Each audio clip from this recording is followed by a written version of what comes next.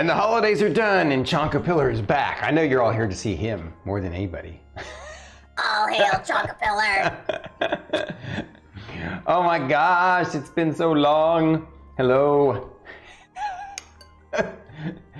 Trying to make her invisible again? Didn't work. You could never make that one invisible. Are you kidding me? So true. No. You can hear me because I would just be giggling. I don't think you want her running around invisible. Do you know how many shenanigans she'd get up to? Oh, that's true. Very true. I would just, People would get pantsed. they would get pants, or I would whisper, You just "You cast. want peanut butter and jelly sandwiches." You used to have a character that would cast the darkness spell on people and whisper scary things to them in the darkness. No. So this character I had was a tiefling, and like once a day Rogue. she was tiefling rogue, and once a day she could cast darkness on something. So what she'd do is she'd cast darkness on something she's wearing, and then just walk up to people in battle, put them in pure darkness, and just start whispering things at them and making them go insane. Yeah. It was so much fun. Mm-hmm. That's rude. That's great. Okay, so guys. And the other funny thing love it. is, the only other person in the party that knew my character could do that was the ASMR Paladin that she was running around with. The rest of the party was like, what is this black globe and why is somebody screaming? Yeah.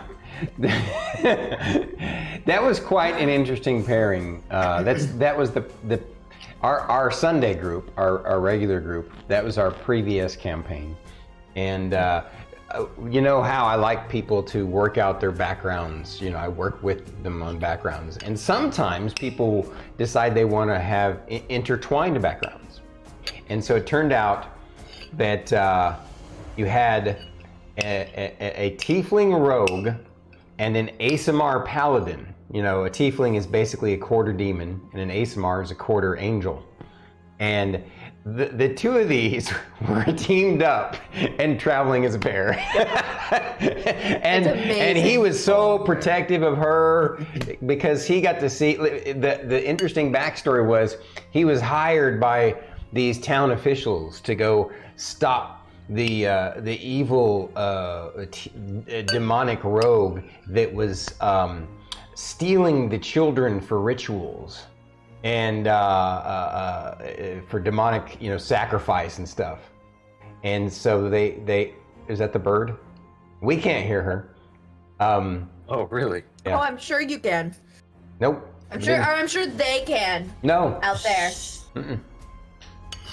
Wow. So he, but the funny thing is she was actually the corrupt. It turns out the officials of this town were corrupt, and they were using the orphanages for their own nefarious purposes. And she was kidnapping the kids, but she was saving them, not doing anything bad with them. She was saving them and trying to get them all out of there. And once the paladin met her and saw her big heart and what she was doing, they joined forces and took down the town leaders. Yep. So. Nice. Oh yeah. Look at that. Oh, yeah. It's a bunny chicken. No. She'll destroy that If you're not following Bunny on Instagram, follow her. Yes. What's her Instagram handle? Follow her. Follow her at Bunny the Kaik. All right. Well. Hold on, I have to banish her to the Shadow Realm. Oh, okay. No worries. Gets banished to the Shadow Realm. It actually looks like that from our point of view, because when she opens the door, we just see the dark hallway. So. Yeah. It's just this void. Mm-hmm. There is nothing else beyond this room but void. I binge watched earlier last week a show called on Netflix called 1899. Okay. And the reason why I bring it up is because, it There's lots of you'll see lots of voids in that show, and I highly recommend it. It's actually really cool. Okay. It's not it's really different and not what you expect. It's without ruining anything, I'll just say that it's set in 1899 on a one of those old, Victorian cruise liners, and these kinds of weird, spooky things are happening to the people of this cruise liner, and that's all I'll say about it. All right. It's check it out. As long as it's not another ghost ship movie. Well, yes and no. Who knows? Yeah. The nose knows. All right. So, everyone, let's do the recap. Here in a little bit, I'll show you once we get the fight cam charged up. But basically, the adventurers were on their second big mission for the MGA in the Goldathian mines. They had already been on it for several days. They were in basically phase 2, I think, right, of the mission? And they had camped near an underground pond and purposely made lots of noise, lots of music, made themselves available and open, hoping that they were trying to lay a trap and draw out the bad guys to them, fight in open ground. And it was a good idea, but they got next leveled because eventually they heard and saw something during one of the watches that night, and then they ended up tracking what looked like small footprints. And after a while of following the small footprints, they realized they're not like gnomes or halflings or anything. It turns out it's probably a small human child. And it turns out that the tracks led directly back to the secret door that they had not explored yet. And they followed it further onward, and they found this young boy, this basically naked young boy eating raw meat next to this little underground spring in this it's not a very big cave, kind of a small cave, pretty tall though, about 20 feet tall, but it looks like there's an encampment here of some kind, but he was by himself, and they tried to befriend him. And sadly, it turns out that they were led into a trap themselves. The trap was sprung, and the Oni and his team popped out of a mechanical. Well, the Oni himself popped out of, had been basically following them invisibly for some time, floating, and but there was a mechanical secret door that the rest of his group popped out of, and then suddenly the young boy was a lot more than a young boy, turned into a basically like a 10 or 12 foot tall werewolf, some sort of werewolf lord. And apparently he's been ironically kept as a pet by the monsters and turned into a monster himself, so to speak. And so thus we find the party is surrounded in a small enclosure up against nigh impossible odds. So that's the recap. Oh, guess we jumped ahead of ourselves. Let's do the intro real quick again. Hi everybody, I'm StormyD of Storm Saga Games. I'm your dungeon master and host, and I play all the NPCs. And the main party NPC is Rylar the Suffrigant. And over here to my left is the amazing, as always. Hi, I'm itsStarkitty. I am the resident bard and party leader, war bard and party leader of our lovely group. My name is Emillynn. This is Philip. Philip says hello. So, yes, Philip is my lovely friend that's been around forever. He gives the best advice sometimes. Yeah. Unfortunately, she's the only one who can see and hear him, and can't even describe what he looks like to others. Hey, he looks like a Philip. It's true. He's a Philip. The best description I can give. It's the most accurate description. And across the way, we have... I did that on purpose, knowing that you guys would do that. Wow, got him. I'm Druid IRL, and I play Fern, who's a Circle of Spores Druid. She is a Wood Elf, and this is Chonkapillar. Chonkapillar is wonderful. All hail Chonkapillar. Chonkapillar is And- your animal familiar? Spirit familiar? He is my friend. And he came out of the ground, out of the Melora symbol that I drew. And I'm assuming that he hangs out with Melora and stuff. But my friend, and I love him so much.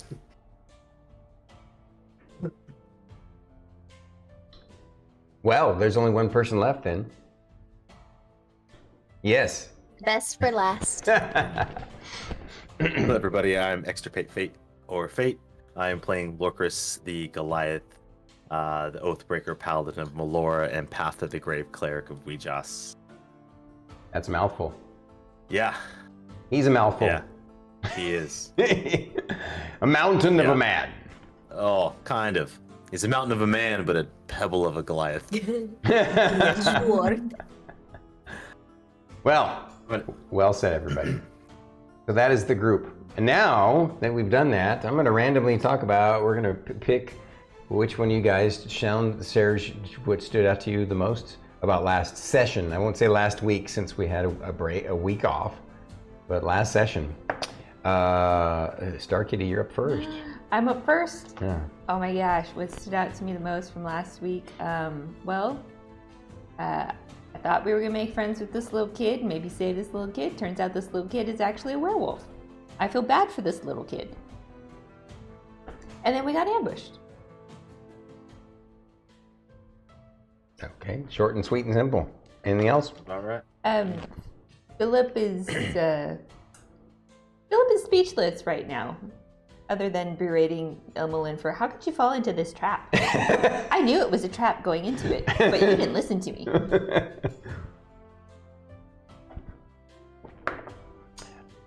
All right, Fate.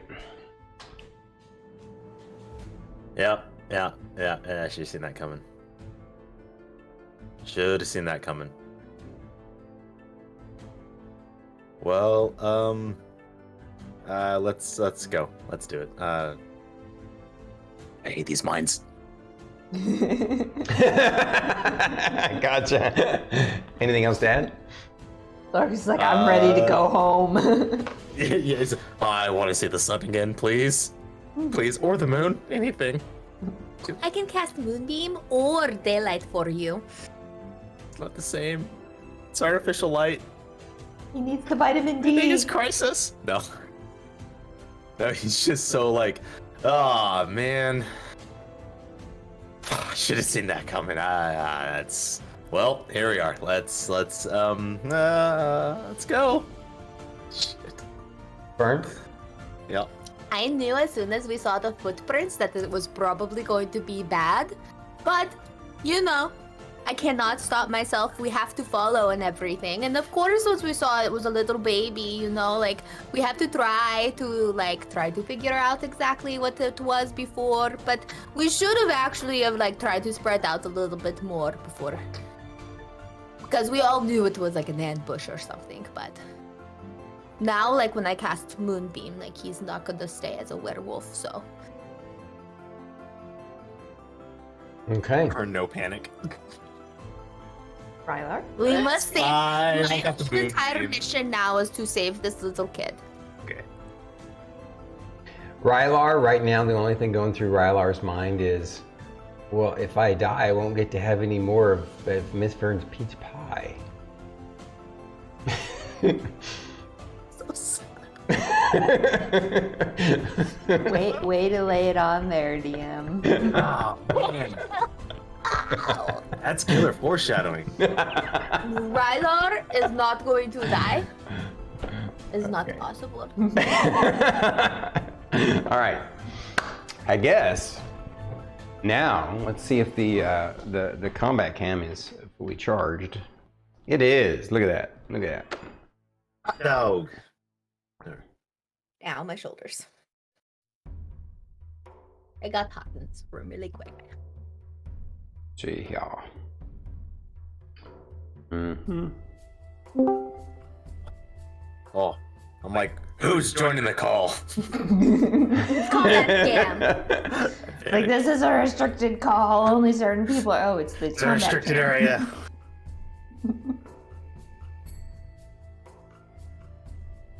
Why were you getting ready to boot them?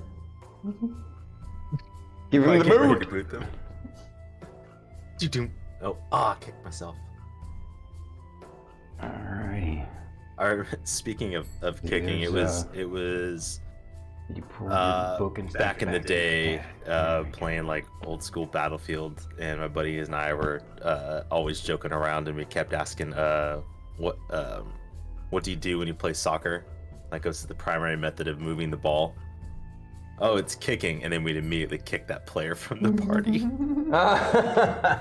And anytime someone said kick, they got booted. So we'd always constantly try to get ourselves to say it. So, just for a recap for folks, this is our regular cam.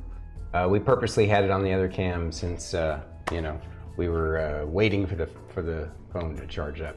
The irony is today I purposely was like, I don't want anything to go wrong, so I made sure early in the day I charged the mics and I charged my tablet, but I forgot to charge the phone because I never have to charge it. Oh well, we live and learn. So. It is fine. We just have to make you a little checklist. That Yes. You can be like, oh yeah, Yes. charge this, charge this, charge this. And here we go. We've got the recap. We know what's happening. It's time for the fight. So thank you guys for joining us this evening. We're going to jump straight to the action.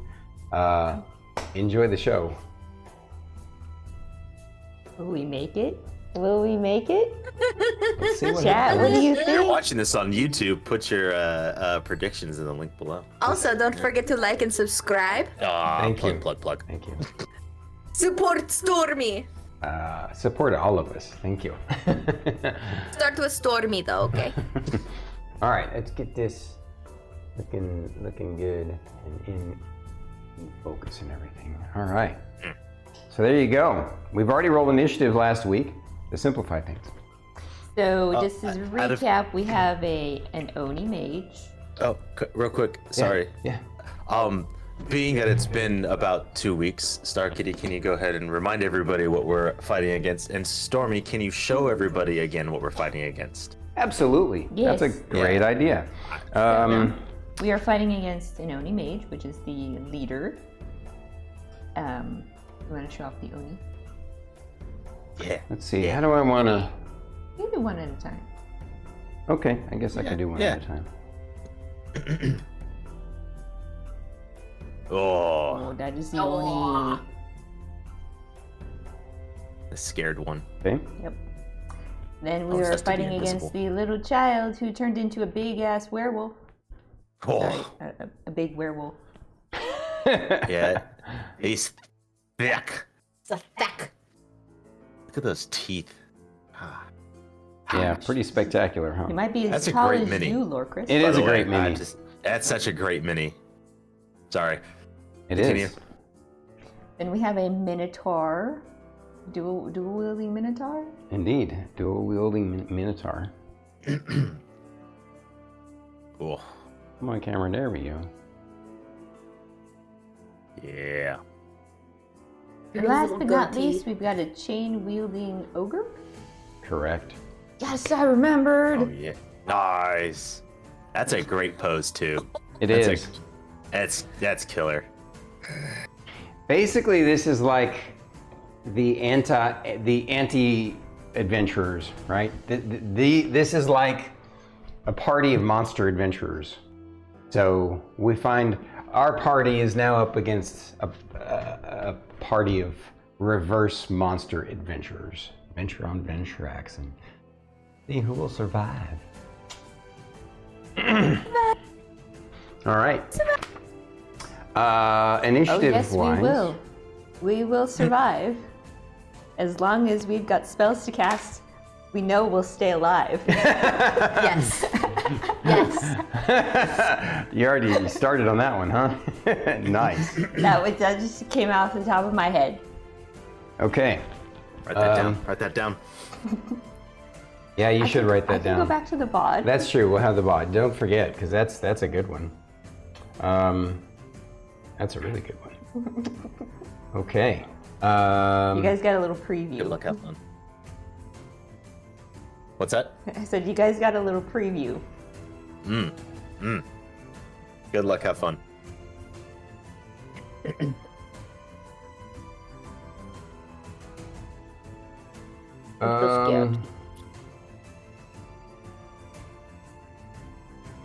Okay. Well.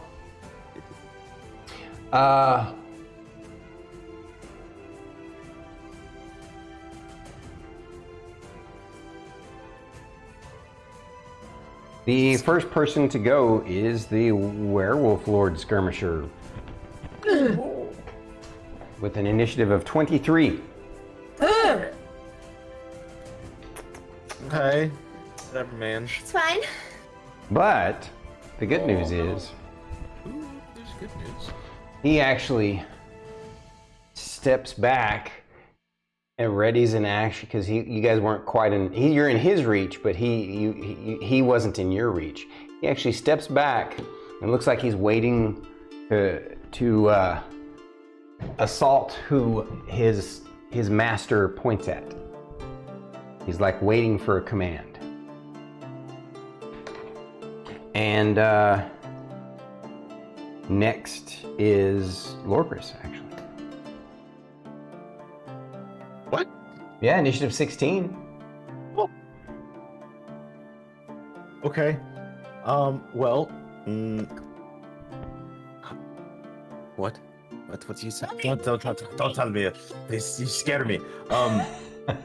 So I noticed that you placed the Oni on a platform. I take it that he is elevated, correct? Yeah, I put him on a platform to denote, to show you guys that he's floating about roughly 5 feet off the ground. I guess technically I can put him on a slightly higher platform then. I just want to make sure so is he 5 feet off? Yeah, but I mean that's still within your reach, but yeah. No, yeah, I just making sure I'm reading the board properly. Mm-hmm. Okay, well, I'm going to start off with Spirit Guardians. Nice. At third level. Just get it started. And it goes out to 15 feet or 10 feet around you? Spirit Guardians is 15 feet sphere. I think it's a sphere. The image shows a sphere. Yep. And then at casting, designate obviously my team members, my party members, my friends, my family are not affected. And then it does 3d8 radiant damage. Right. I'm gonna put this purple thing around you to denote that you have your spirit, even though it's not purple. Actually, yeah, they're green. Let me grab one of these that's green. Okay.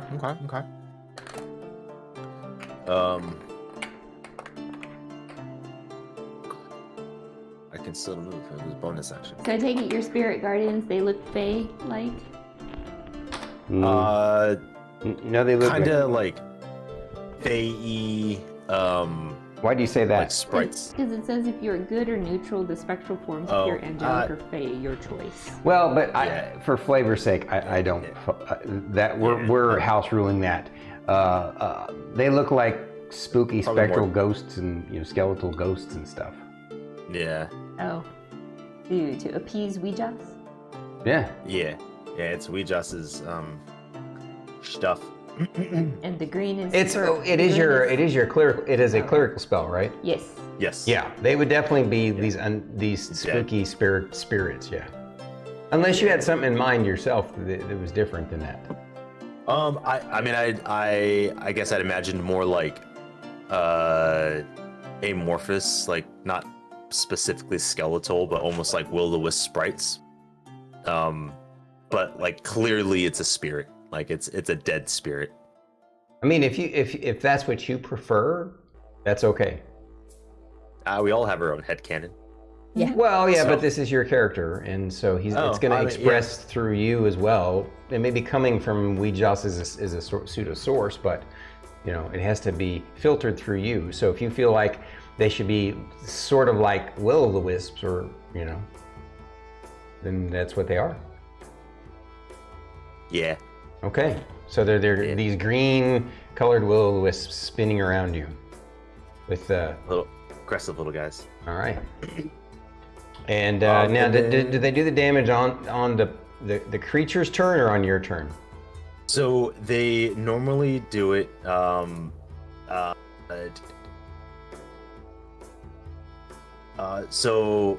Creature, an affected creature's speed is halved in the area when the creature enters the area for the first time on a turn, or starts its turn there. Makes the Wisdom saving throw. Failed save, they take 3d8. On a successful save, it's half. Okay. But it's right when you cast it, and then each subsequent turn that they're in it.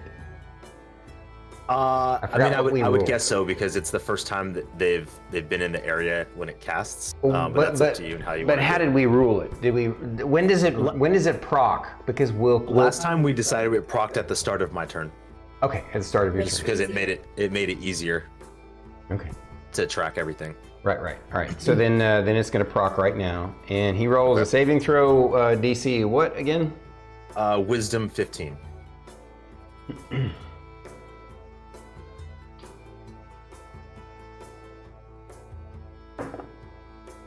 And if he succeeds, it's half damage, correct? Yes. All right. So roll me your 3d8 and do right 3d8. Yeah, it's 3d8. Yeah, it They're at only third level. extends out a certain amount, so right 15 now feet. he's the only one who would be affected. The Oni, the ogre That is- mage That is fair. commander. We've got 11 total damage. 11 total damage. Okay. So then half that is fine. Okay, and that's a spell, so you cast it. Yeah, and it is it's an action spell, not a bonus Okay. action. So, other than that, I guess I mean, if anything, I'd probably maybe shift from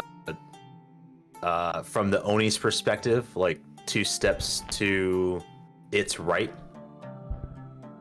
To its right, you want to other- move yeah. away from these guys? Well, Let them I'm swarm trying- Ray? Oh, yeah, you got a good point. I was trying to make sure I wasn't like caught in the middle, so I was trying to. No, I see what you. Yeah, no, What would your character? What I'm not trying to lead you. I just want to know what you feel You've like got your a good character would point. do. I'm stress panicking.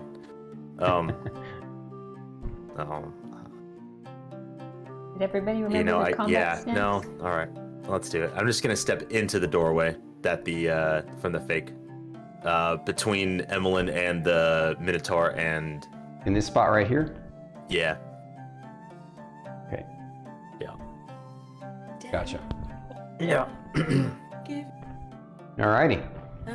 And then I want to make sure we are both on the same page. Since I moved, they are now within that space. That will not proc until my next turn because I forced them in that space after it was cast, correct?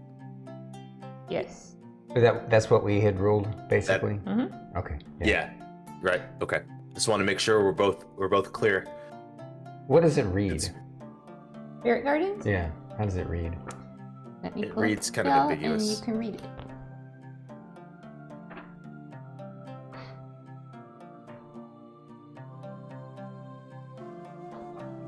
You could have read it to me, but which one is it?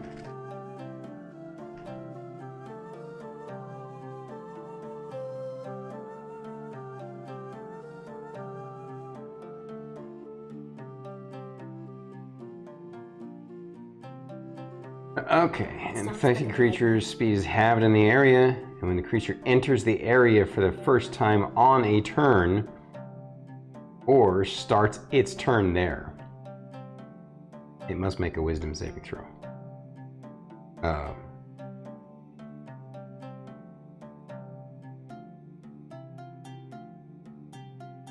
What are you doing? You pull off the sticker. Let's see, so if we do it now, and then on your next turn as it comes around, I don't see what the problem is with that. I think the confusion around it was since he just now brought them into this sphere, it would proc now and then it would proc again on their turn. That's what we were running into.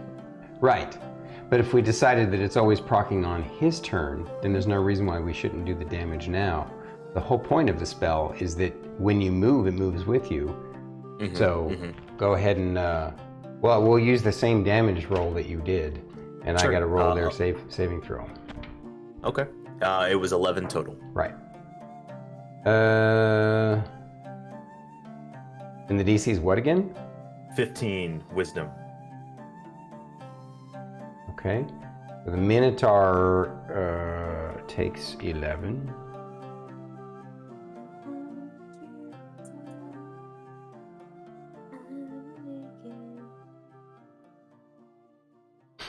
Song stuck in my head now. What's up? And let's see, and the incantation song. Ogre Berserker. Oh, he rolls a nat 20 on his saving throw, so he takes 5. At least I wasted that nat 20 on his saving throw for that.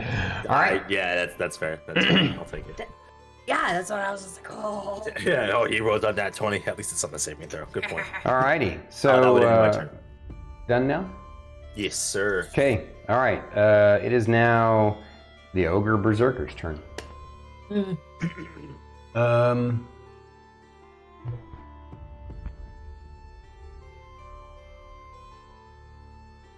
You have a reach of 10 feet, right? So this Yes. guy has reach with his chains of 10 feet. He takes a 5-foot step to get in that 10-foot range, but don't you have like a sentinel thing? Yes. That is my. Hang on. When a creature. Wait. No, that's sentinel. Hang on. Yeah, so the Polearm Master creatures provoke an opportunity attack from you when they enter your reach. Right. So go ahead and roll your attack of opportunity on him. Oh shit. Well, that's not the best. That's 16. 16 to hit? Yeah. Oh. Unfortunately, that just doesn't Does quite not hit. get past his armor. Yeah, I rolled a nat 3. Uh, I mean, still, when you look at overall, like 16 to hit on a natural 3 is still pretty good. Yeah, but the Sorry. fact that Lorkris missed. I mean, it just popped out of nowhere. He's scared. Okay. He makes 2 attacks against you. Bring it down. Oh, AC is 20 there's currently. another nat 20. That's And, beautiful. What's your AC? 20. Did you have a Alright. thing where you could cancel? So he missed with his second attack. Hang on. Yes, missed with his second attack, but his first one. Nat 20. Now, if you want, you can. Didn't I say that you can use your? Everybody has an inspiration die per combat, right? If you want to, you can use your inspiration die to have him re-roll that crit. Actually, what I'm gonna do is I'm actually just gonna use Sentinel. Oh no, I You can't. can't. You already used No. a reaction. Yeah. Never yeah, mind. Never mind. I mean, What could you have done if you hadn't already used your attack of opportunity? Sentinel at death's door. So whenever I or a creature I see within 30 feet is affected by a crit, I negate the crit, and it's just a regular hit. Oh, nice.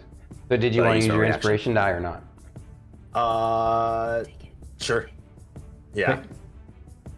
Yeah. I know Okay. it's early, but I'm yeah, gonna I'm gonna re-roll it then, and turn that into a miss. Oh. So yeah, not bad. Oh.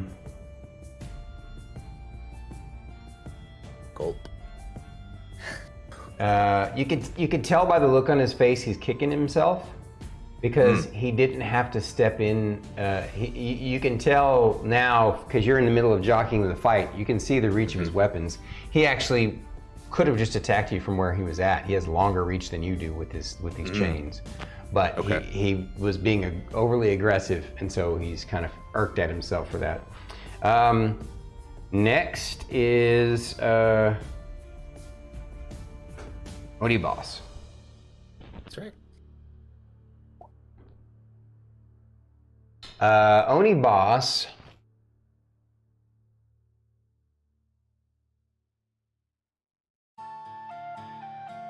He says, ha!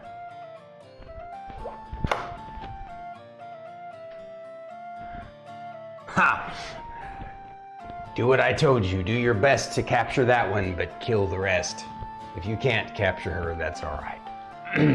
And he points at Rylar and says, chew! And then Sorry. Does he say this in common or all in Goliath? You mean giant? Or giant, sorry. He says it all in giant. So Okay. I guess, yeah, Fern wouldn't Okay. understand it. But myself and Lorkris do. Yeah. Yeah. Okay.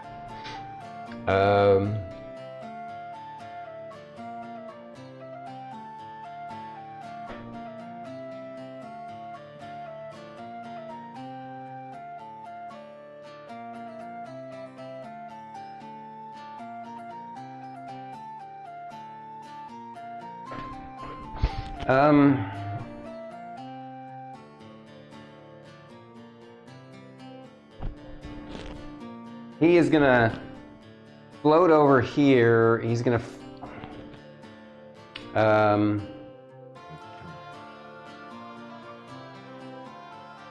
actually float. He wants to get out of your thingy-majigger, your spirit thing. So he's gonna Does float. he come within 10 feet of me?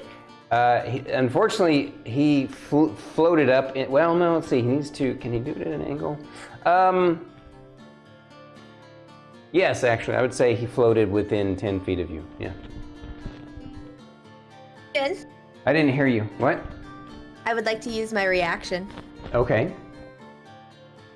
The Oni needs to make a Constitution saving throw, DC 17. 4. Halo of Spores. All right. And what happens with the Halo Spells? He takes some damage from it. I actually rolled a 1 on a saving throw, so.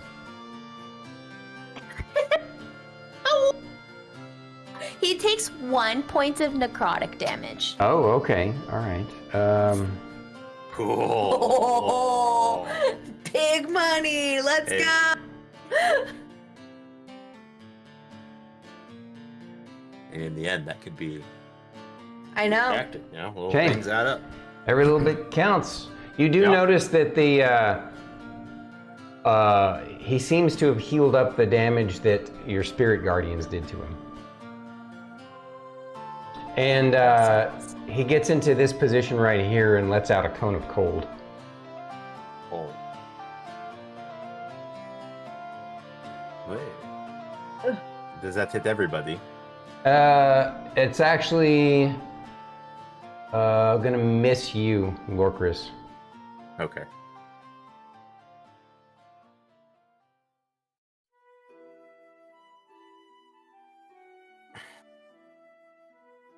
I have resistance to cold. So I need It doesn't- Miss Ray and Miss Fern and Rylar to make some Constitution saving throws. Oh, it's Constitution, not Dexterity? What it says here. Interesting. Nice. Yeah. Nice.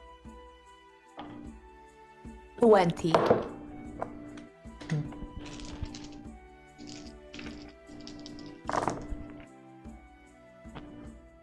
what the DC of this spells is. Okay. What'd you get? I got a 9 Total? total. Okay. No, not. Did you want to? They're Yeah, trapped. that's fine. Wow, this is. Holy crap! That's the lowest roll I've ever seen. Well, okay, no, a couple of them are decent, but all right, it's still gonna sting a bit. All right, so and I need to roll for Rylar. And Rylar makes his. All right, so you're gonna take full. Fern and Rylar are gonna take half. Nice. 88 points of cold damage.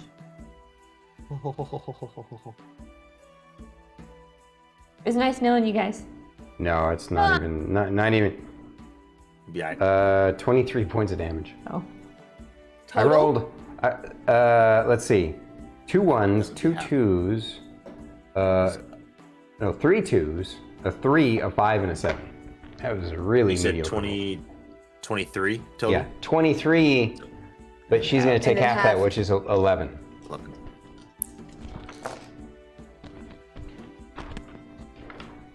But of course, he made his command, and so at the same time, his ready action goes off. The werewolves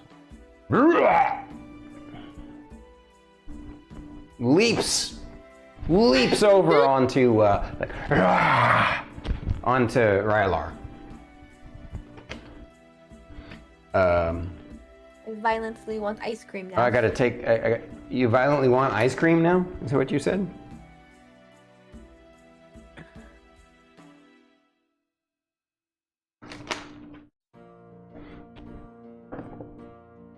Let's see. Rylar's an AC of 20.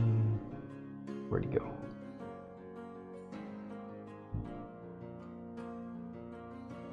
Okay. Oh, that's not a D20.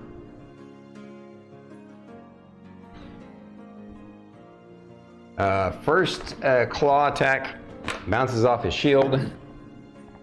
Second claw attack hits, and the bite attack tears into his flesh. Don't kill Rylar.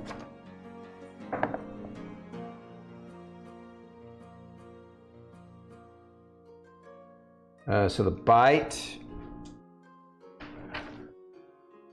Let's see, and then the claw.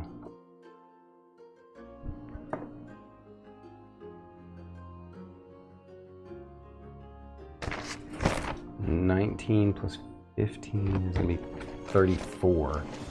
It's 34 points of damage to Rylar.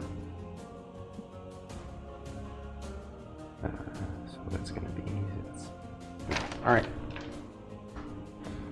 And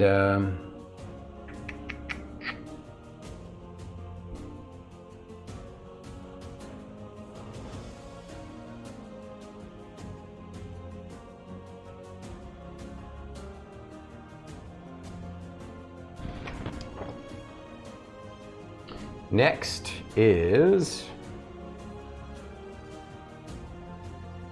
let's see, that was the owning boss. Fern, you're up next. I'm going to turn and look at the Oni and be like, I will deal with you in a second, okay? And then I'm going to cast Moonbeam on top of the werewolf, where it does not hit Rylar. Well, it's big enough that should be pretty easy. We'll just put it like right over here. Okay. When a creature enters the spell's area for the first time on a turn or starts its turn there, has to make a Constitution saving throw. So Right. I think this only happens on their turn, right? Correct. No, it's Same thing as. it would be the same as Spirit Guardians. If we're gonna rule Spirit Guardians that way, we rule Moonbeam the same way because it's I hate their wording. So yeah, we'll just say that it procs on your turn. Well, I thought we had done it before with yours, where when we procced it on their turn. Yes. That's why I haven't used Moonbeam in so long. It's just because it's confusing. Yeah.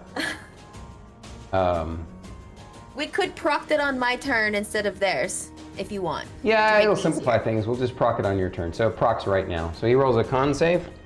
Con save because he is a shape changer. He has disadvantage. Oh, okay.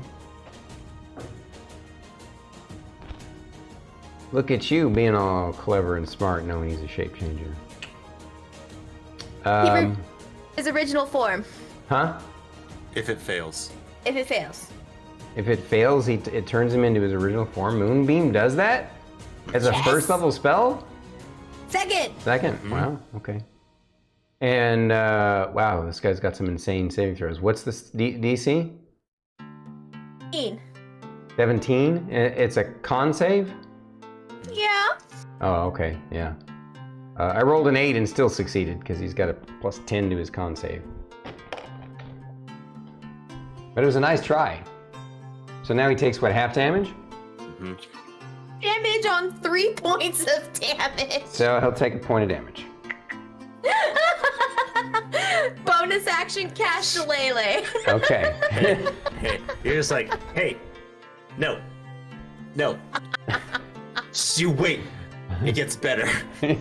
She's like, I'm just giving you love taps for now. This is All right. me. Don't worry. All right. There'll be more. Anything else, Fern? Are you gonna stay standing there, or are you gonna move?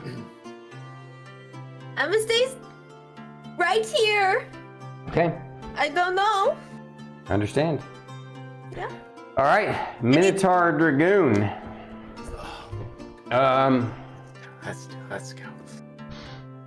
Come on. He is going to. Okay.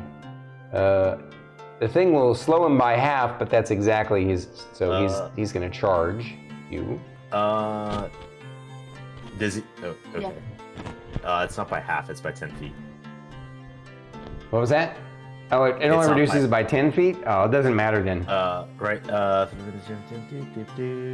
no, it is halved. Sorry. It's Spirit Shroud. That's 10 feet. Yeah, my fault. No, it's all good.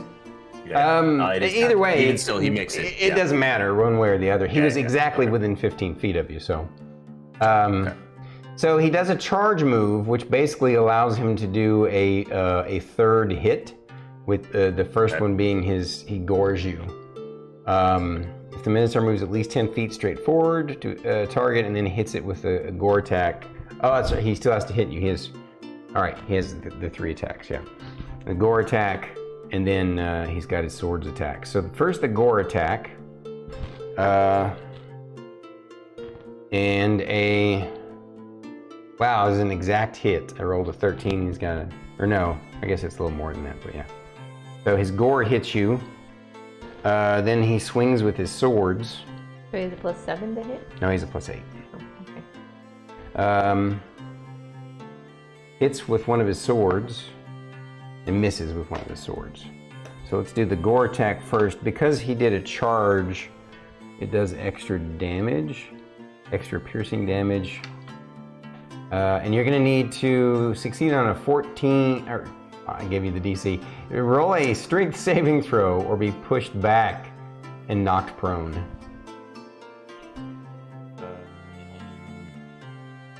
Wow, that's unfortunate. I go down. 13. Yeah, 13. Oh wow, really? Okay. Yep.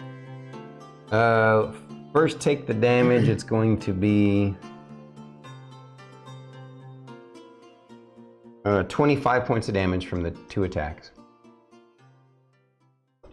25 total. Yeah. You are knocked Prone. back 10 feet and knocked prone. And then.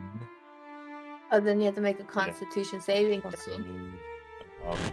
Oh, he failed the save, right? That's why he got knocked prone. Yeah, but for Spirit Guardians. Concentration. So it's 25 damage. Yeah, and concentration is dropped in Spirit Guardians. You need to hit a DC 12 to keep your Spirit Guardians. I did not hit a DC 12.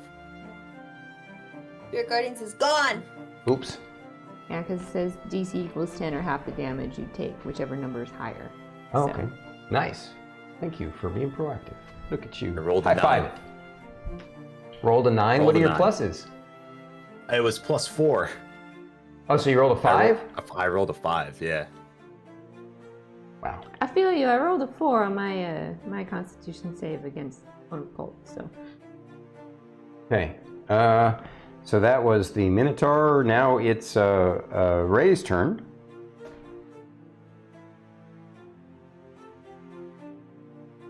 She looks down at Lorkris. Philip wants to know why you're laying down on the job.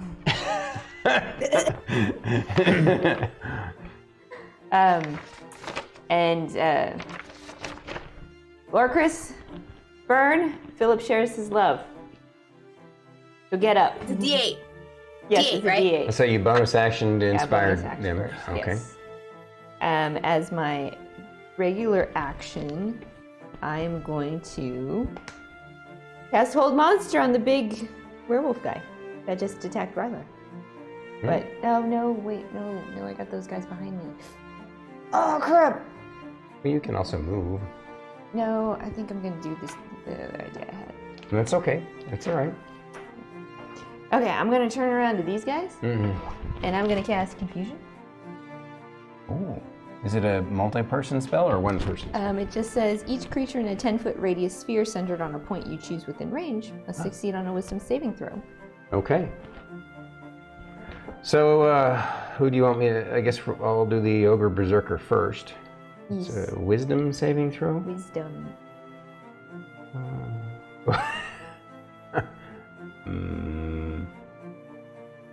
Yeah.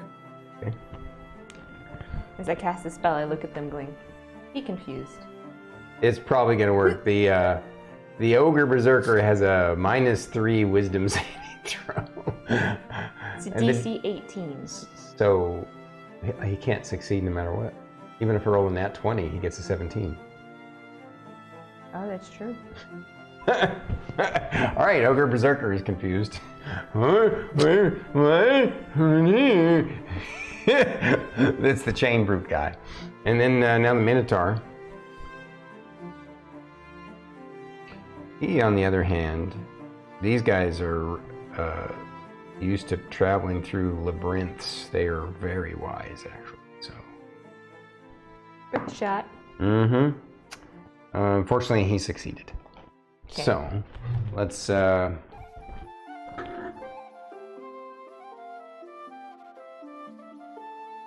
don't know if I have a confused. Don't see one. Besides, he's too big to fit it on there. I'm going to use this orange thingy to denote that this guy is confused. That means on his turn, you roll to see what he does, right? Yes. Okay. I just roll a d10. All right. Or I can let you roll the d10. No, it's more fun if you do it. It's your effect, right? True. All right. So, anything else, Miss Ray? Any movement? Any bonus action? I already did my bonus action, but I'm going to at least put something between myself and. Yeah.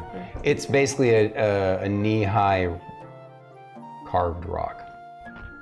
It is slightly. Yeah. Getting out of his charge range. No, I gotcha. That's smart. Yeah. All right. And All the while, Philip is like, Lorkris needs to get up. Why is Lorkris on the ground? Rylar's like, ow!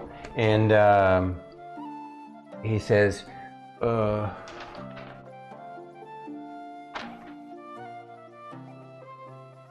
he's like, tell me what you want me to do. You want me to fireball? And then, in the meantime, I'm gonna purple beamer. I don't want to hit the little kid that's now a big doggy. I'm gonna shoot the guy floating. And he misses with one of his attacks. and hits with the other on the Oni. What's it? I don't remember what's in Rylar's ring. I don't either. A 1 level 3 fireball and 2 healing words. Oh, yes. And I just rolled max damage, rolled a 10 on the Oni boss. At least Rylar's doing something. There we go. Yeah, sadly that'll literally all heal up on its turn. But Yeah. all right. Next is top of the round to ya. Werewolf.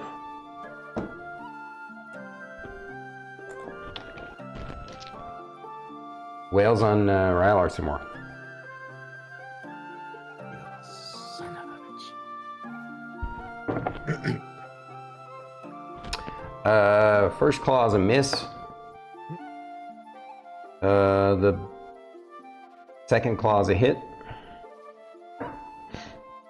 And the bite is a hit.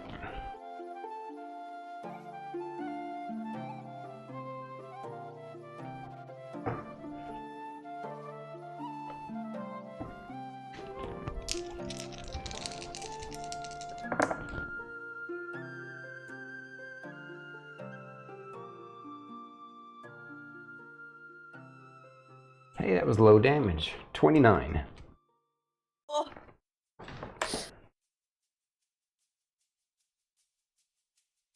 Rylar down to like 40 something hit points. He's at. Wait, that can't be right. Is that right?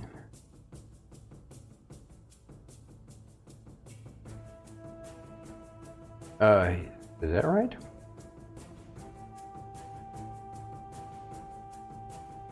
Yeah, no, he's down to 37 already.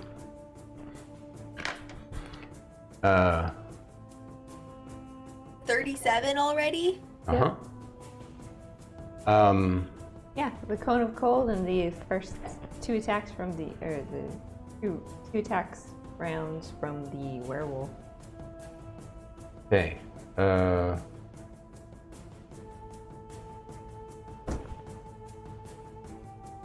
Where were we? That was the okay. Lorkris, you're up next. That hurt. Lorkris will stand up. Oh yeah, I can take the ring off now, huh?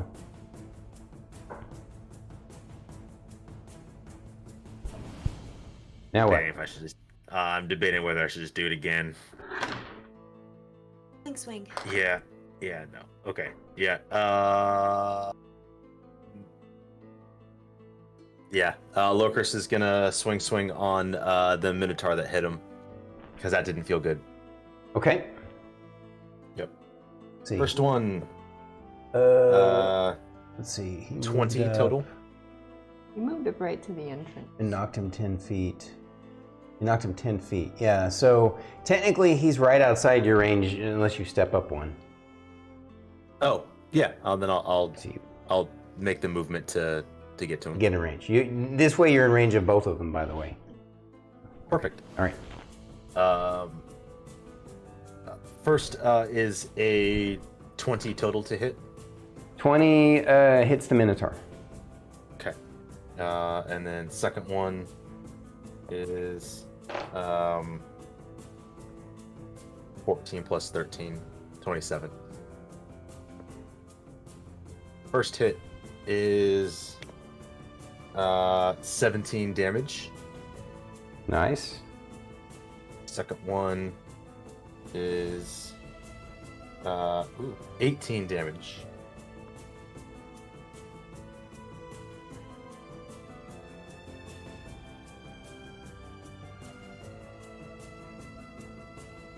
Okay. I think that's right. Bonus action, Shield of Faith. Right. So now you have an AC of what? 22. Yes. Cool. Minotaur Dragoons hit, and it is now Oni's turn.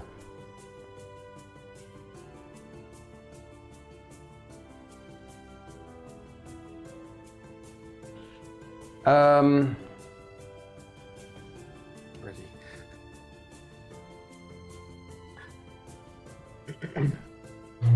Oni vanishes. Of course, like the coward he is. Goes invisible. And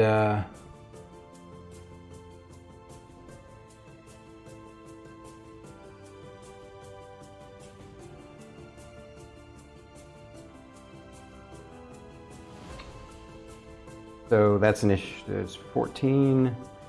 I already did the Ogre Berserker on you, right? No. Oh, I went out of order. Sorry. Yeah, I mean that's what the Oni was going to do, and he goes after the Ogre Berserker anyway. But the Ogre Berserker actually. I get to roll a d10 to see what he does. Yes. Confusion.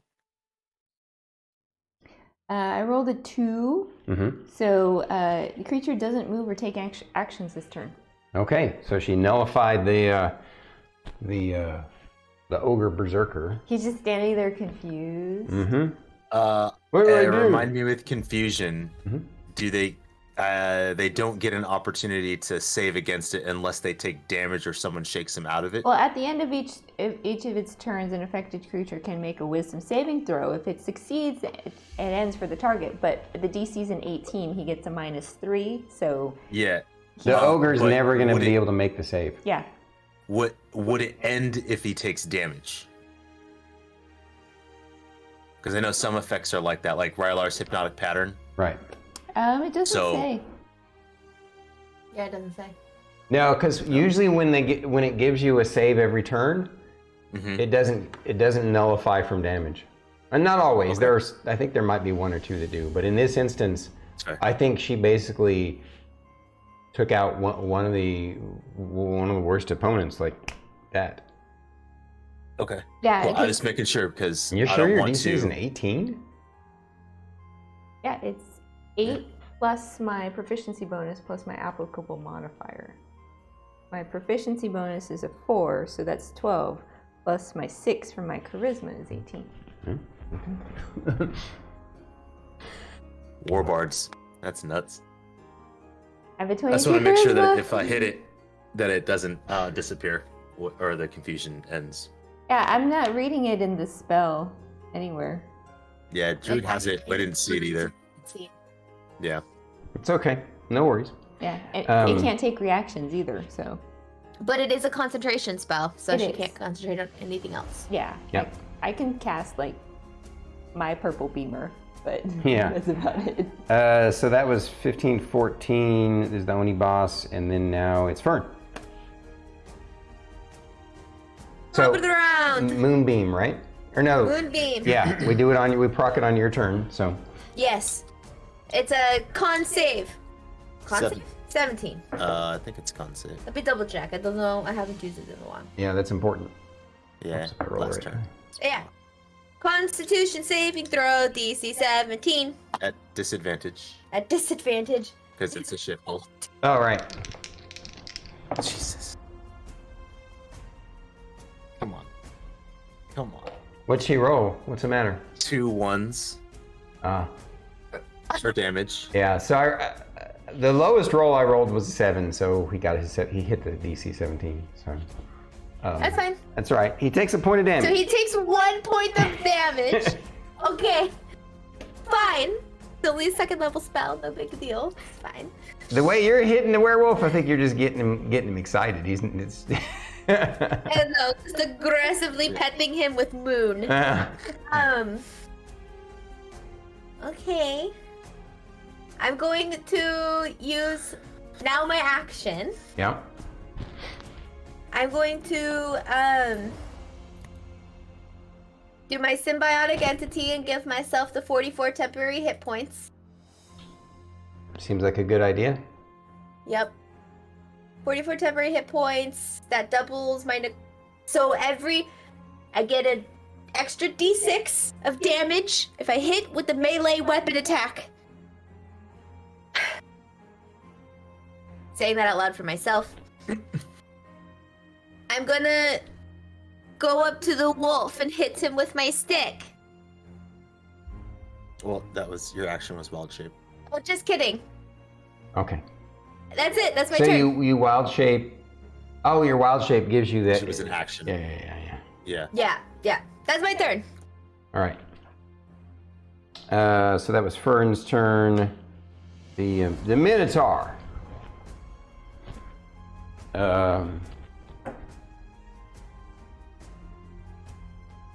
Switch my dice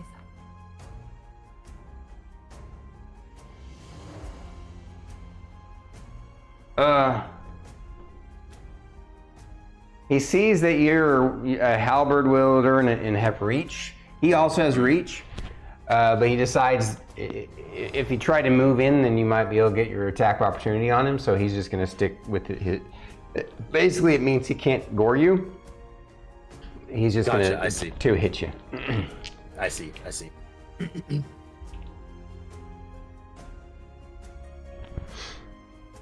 AC is 22.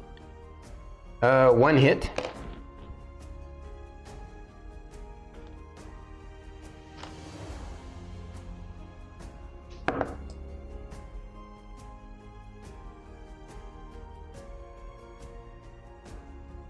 One hit for 16 points of damage.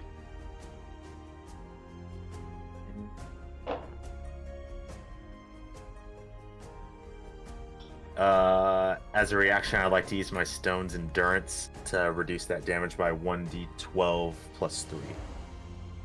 Okay, roll it. You said 16 was the... Yeah, the 16 was the total. So roll your the total? d12 Okay. plus 3. 12. Okay. So, You only take 4 then. Cool. Right? Yes. Okay. Cool. Alrighty. Ray, you're up again.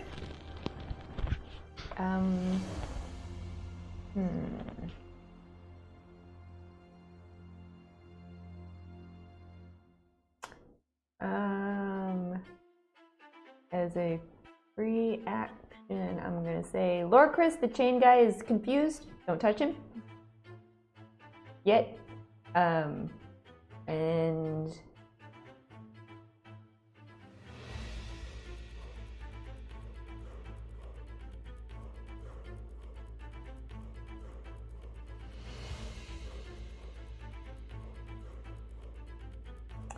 I'm going to cast my purple beamers at the werewolf. Okay. Roll it. First one, it's a 24 to hit. Oh, yeah, for sure. Second one, it's a 23 to hit. Yep.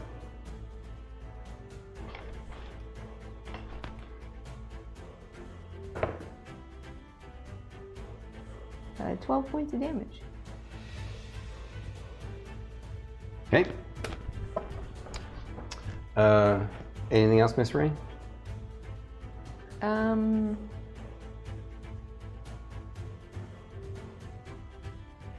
is it. Okay. Rylar's turn. No, he says, no one told me to fireball, so I'm gonna big black butt blaster this big black doggy. Rare enfeeblement. Shoots his black beam at the werewolf.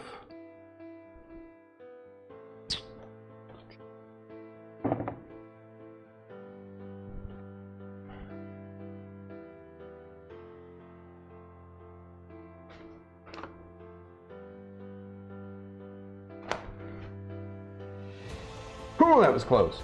Barely got there. And so now, needs to make a Constitution saving throw.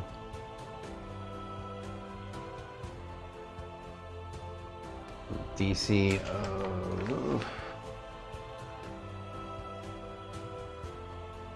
17. Oh wow, I rolled a 2.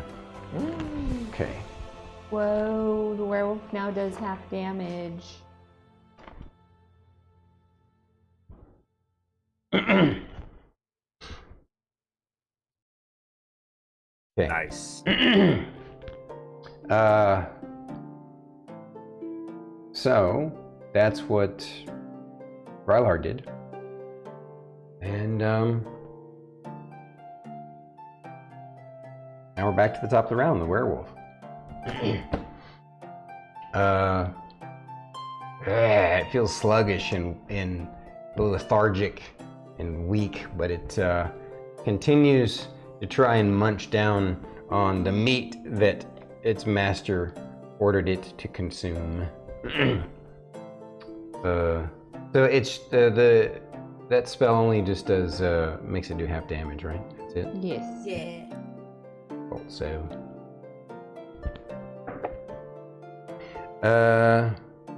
first claw attack misses. Second claw attack is a nat 20, and his bite attack misses. So it's just a straight roll for the crit. I can't. Every time the nat 20's popped up, I've already used my reaction. Oh. And Rylar takes half, right, of the damage. Mm-hmm. Yeah, but it's a crit, so you would double the die. So instead, I just Straight die. just straight die. That would make the most sense, because Wow. Okay, it's still 15 points of damage.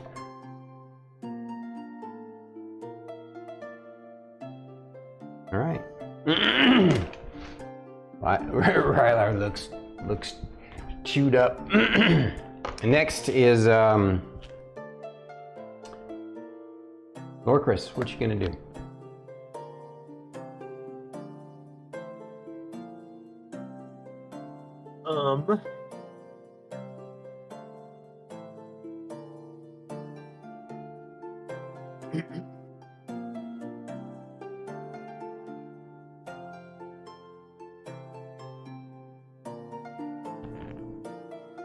I am going to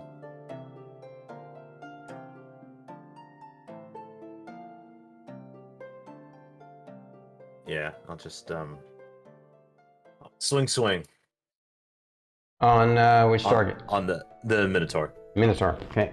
Yeah. First one, fucking natural 1.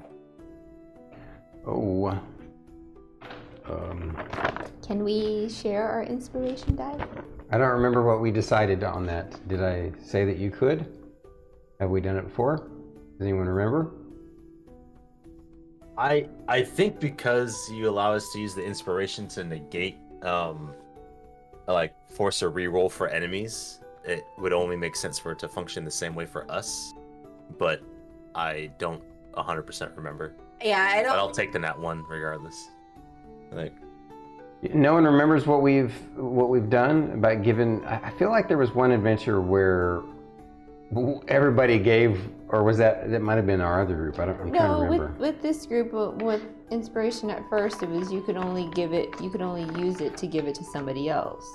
Mm-hmm. And then, like, because then nobody was using it, you were like, give you guys. I thought it was 1 inspiration point per day, not per battle. yeah, it was 1 per day. Yeah. Yeah. So if it's 1 per day, like, I could see, like, if another player wants to give their inspiration point to help somebody else reroll, I could see that since it's 1 inspiration point Actually- per day. Yeah. So you can either Yeah, use it for no. yourself or you can give it away. Question. Mm. Even though it's a natural 1, Mhm. could I just roll Emillynn's bardic inspiration die? No. And would that would not work to? It is a Prevent natural that. 1. It is a miss. Yeah. I was making Yeah. sure because I appreciate you asking, though. It's a very good question for our viewers. Yeah, natural 1 is considered a fail regardless of what numbers you could add to it, and natural 20 is always a hit regardless of whether you Let's say it's not likely in 5th Ed, but let's say you were going up against a creature that had a 45 AC or something, and no matter what, you could not actually hit that number.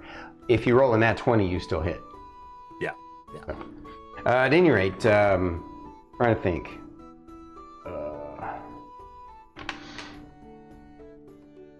But the thing is, normally, well,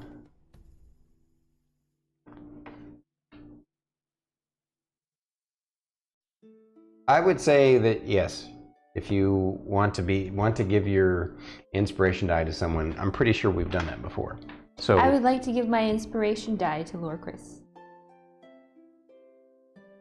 Yeah. So he can re-roll. And what was Oh, this that's save better. for? I forgot. No, he was trying to hit. The save? Oh, he's trying not to fumble. Gotcha. Yeah, he's trying not to Yeah, fumble. yeah. So now that new roll is a 17 plus 13. Yeah, okay. So that For the first. hits the Minotaur. Yeah, and then second hit.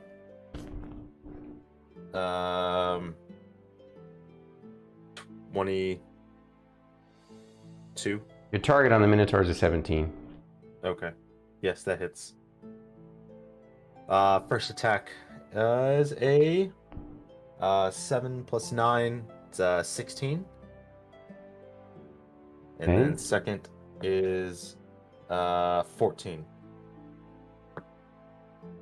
As my reaction, because I forgot to do this last round, My dice was ready last round. I was like, nope, maybe she's got a plan. I She's got a plan. I completely trust double forgot part. last round. Hang on. Okay, yeah. Okay. All right. Third hit. It's been so long since we played. As my reaction, Lorkris, Phillips has hit him again. Okay. Now that you're up. As you wish. Your wish is my command, Lord Philip. 27. Hurts. Yeah. That hits, obviously. We've got. Farmers. We are farmer. Bum, bum. That's 5 plus 6 is 11, Yes. right? Okay. Plus 9, so 20. 20 damage. Yeah. All right. So Nicely done. Did you roll an 8 on my d8? I rolled a 5. Oh. Yeah, a 5 and a 6. Cool. All right. So, anything else, Lorkris? Oh, that was my turn. Or no, that was No, that was his turn. Yeah, I yeah, used my yeah. reaction. Anything else? No. All right. Ogre No. Berserker. Go ahead and roll Yeah. for me. See what he does this time.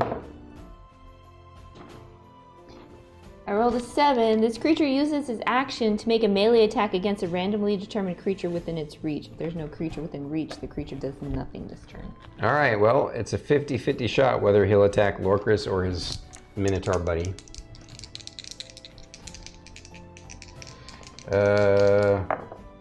High or low, pick. Lorkris? Oh, I was gonna say you pick Nope. Low for Lorkris. Low Lorkris. low. Low for Lorkris? Yeah. Okay. He actually whacks on his own Minotaur buddy. Oh. Thanks. Everyone's coming to my I rolled a rescue today. 34, so.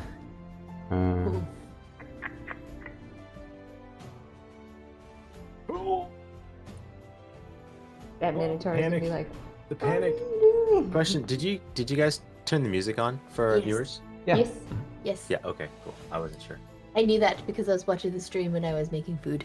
Ah. Okay. Good. Good. Sorry. I just All right. It's been 2 weeks. I don't remember. One hit. Second hit.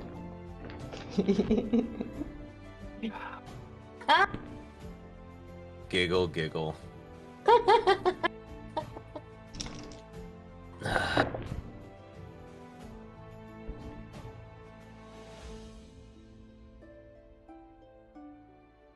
Swatted.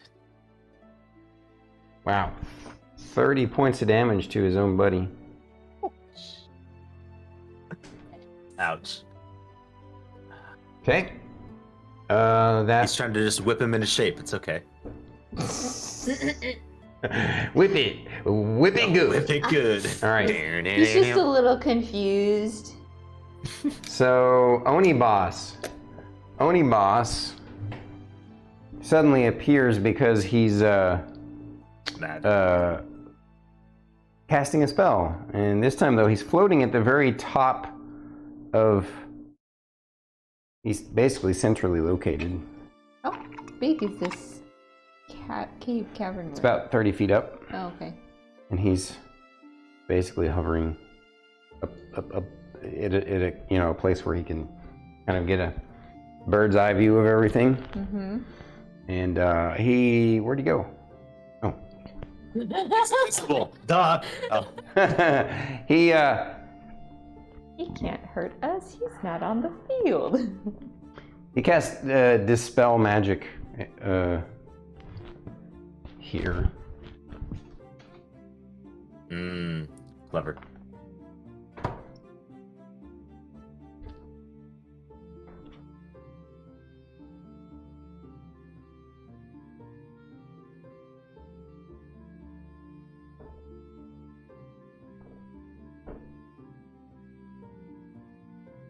So What level is your spell? it is a 4th level spell.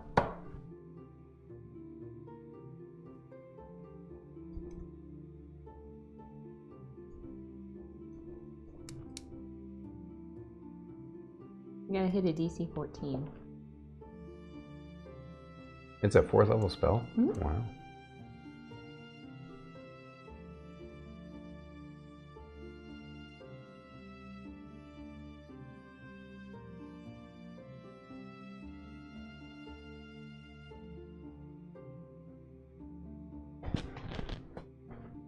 Sorry, trying to figure out where it shows his spellcasting ability.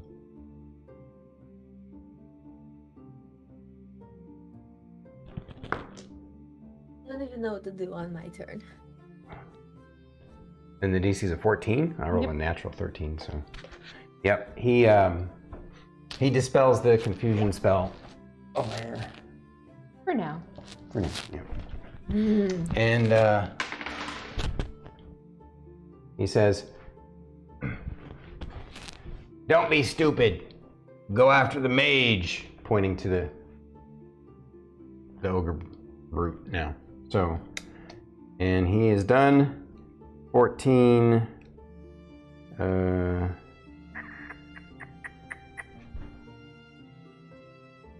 Fern, you're up.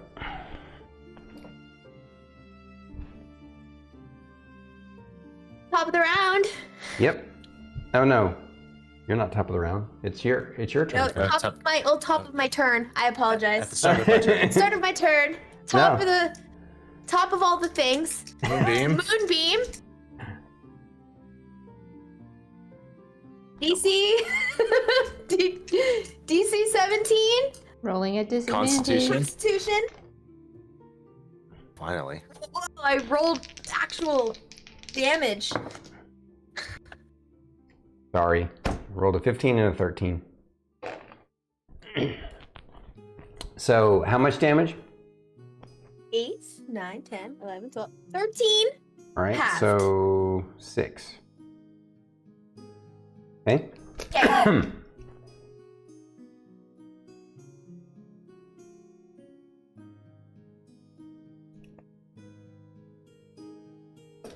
And anything else?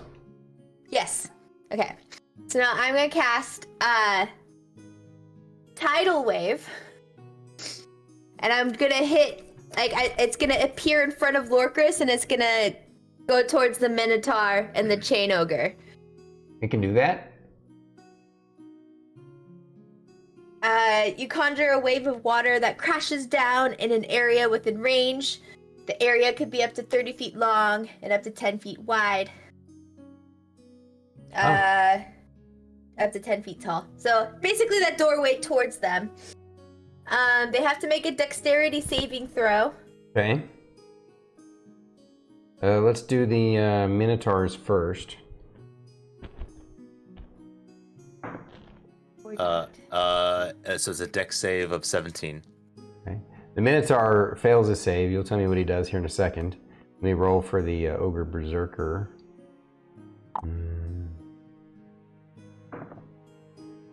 They both fail. So 7, so 10, 14, 15. 17 points of bludgeoning damage, and they are knocked prone. Okay. Hang on a sec.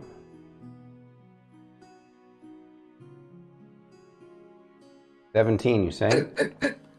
Yeah. Well, he's been tearing up the Minotaur Dragoon, and then of course his own buddy did 30 points of damage to him. So yeah, you drown the Minotaur Dragoon. The wave kind of crushes him away. This guy falls over, right? Yeah. Yes. Wait, is it even if he wait? Yeah, they both failed their save, so yeah. Yes.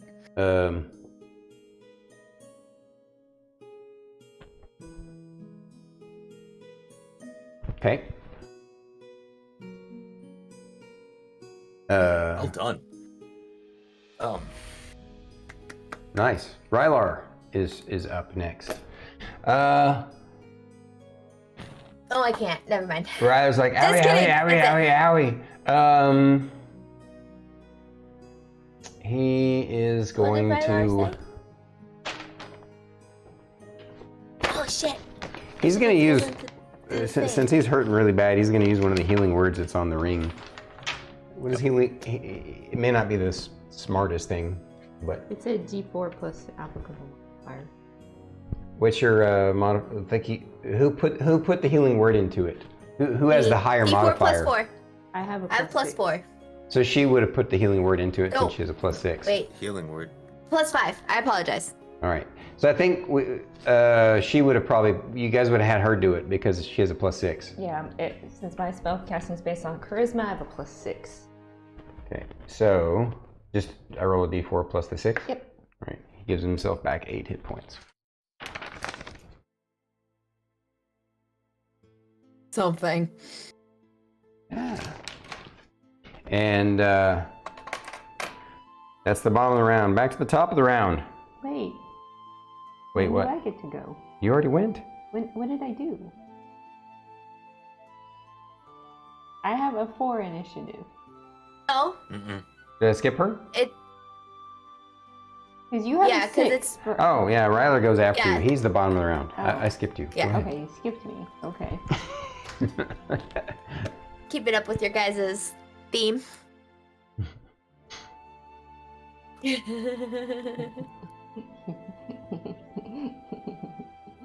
Okay. I think I'm gonna use my 6th level spell. That.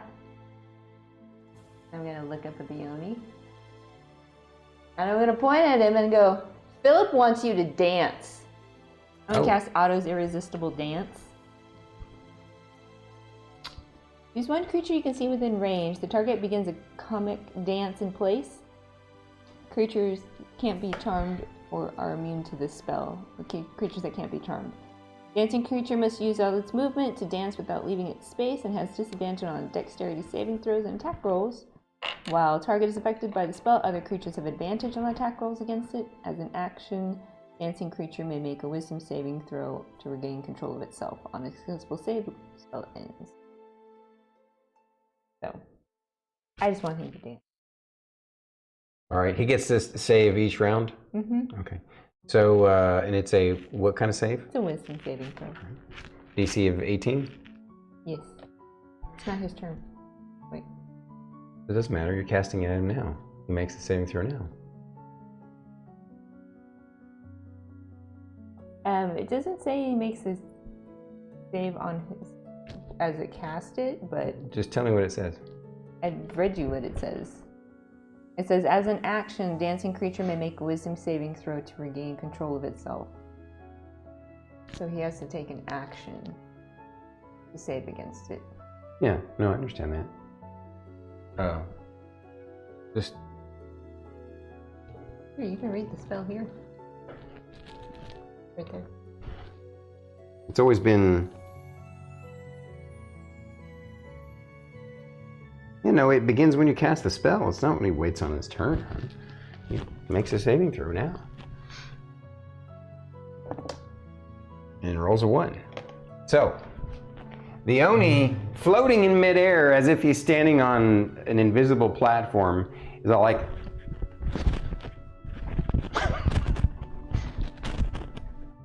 he just can't help himself. Oh, he's getting a little too cocky now, is he? He's really pissed about Even a that. little Irish jig. Just with the face So of it's like at the sheer end of confusion, like, what each of their what is turns, they get a happening? new saving throw. Yes. At the end Just of each like- of their turns. So as an action, Yeah. So he has to use it. Oh, I see. He just has to use an action to try and get another saving throw. Yes. But he then uses up that turn anyway. Yeah, gotcha. All right. All right. So good play on your part. You at least at the worst case scenario, you nullify him for one whole round. Best case scenario, it keeps going. All right. So that was Ray's turn, and then Rylar's turn. Singing, "You can dance if you want to." You ain't no friend of mine. All right. Werewolf Lord's turn on Rylar. Ow! Yes.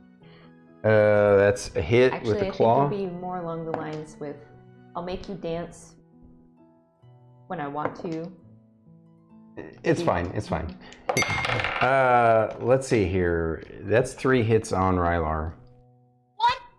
Toast, does he get like disadvantage because he does like the thing, the black butt blaster on him or something? It's It half doesn't give him damage. disadvantage. It's just half damage. StarkItty, I was gonna say, it's my ambush. I can dance if I want to. That's a good one too.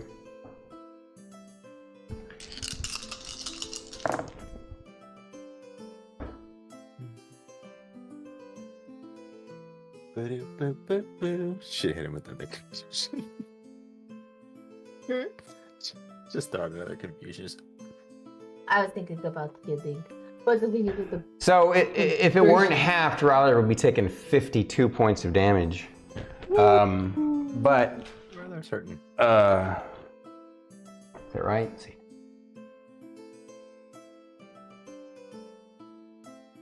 Yeah, 52. So wow, okay. he's still up. Barely. Is he still standing? Oh. Okay. And then it is Lorkris' turn. Oh yeah, Lorkris sees an opportunity. He's about to capitalize. Lorkris will bonus action branding smite. So it deals an extra 2d6 radiant damage, and would become visible if invisible. Either way, it's at 2nd level for 2d6, and then I'm going to hit the chain boy. Well, yeah, I Sleeping mean, on the job. since the Minotaur's dead and flowed over there from the wave, there's no reason to hit him. And Yeah, I'm gonna hit the damn boy. there's no one else you can hit, so. Yay. Okay. And being that this is a melee and the creature is prone, is that with advantage? Yeah, Yeah. Okay. let me double check. A prone creature is only movement option is to crawl unless the creature has disadvantage on attack rolls. An attack roll against the creature has advantage if the attacker is within 5 feet. So yes, you have advantage. Oh, you're not within 5 feet. He's not within 5 feet. Yeah. I'll step up within 5 feet. Yeah. Yeah. You're leering over him. Yeah. Just. So the first for the first hit, the first roll was a natural 14. Okay. Next attack. So no crit, and then 13 on the second one for the first. Or did you do the advantage? Yes. So it's a 14 to hit for the first one. Okay. Yeah. Second one.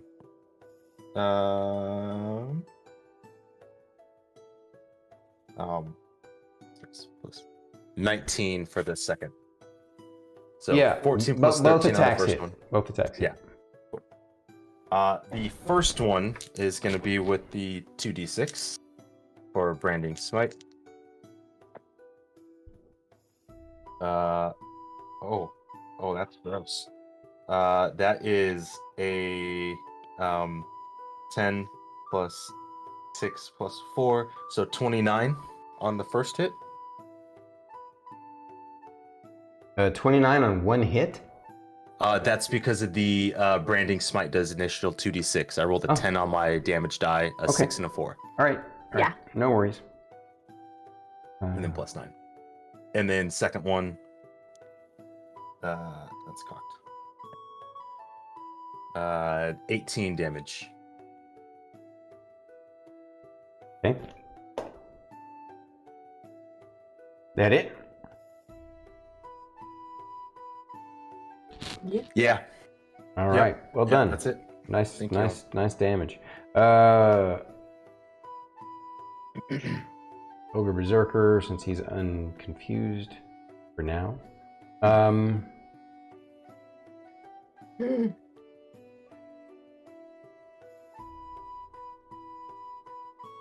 And he's not quite there yet.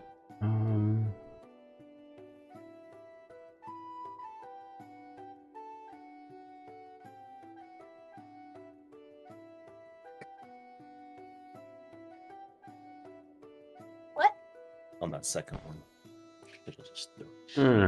Shut up. What you did? Yes, okay. You did some lots of damage though. Bad Sean Connery. Of course, he stands up from prone. Oh yeah. That was just a hollow. Oh yeah, there was nothing behind it. Oops. So he moves around, staying in your threat range, right? Okay. But basically gets to where he can be within 20 feet of the mage because he's been ordered to attack the mage.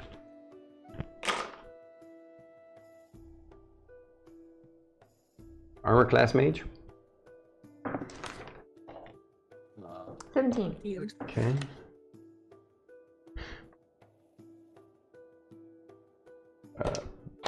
Both of his chains hit you?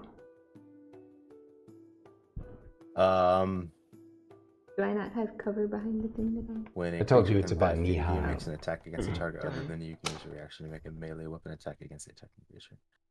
Is the chain ogre within 5 feet of me currently? Yes, it is. That's how he stayed within your threat range, right? So. Okay. So with the second half of Sentinel is when a creature within 5 feet of you makes an attack against a target other than you.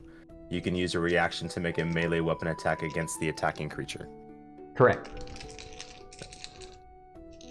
I'm going to. Of course. Let me know when you are done.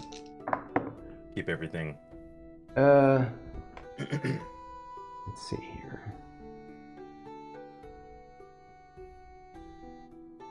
You take 30 points of damage.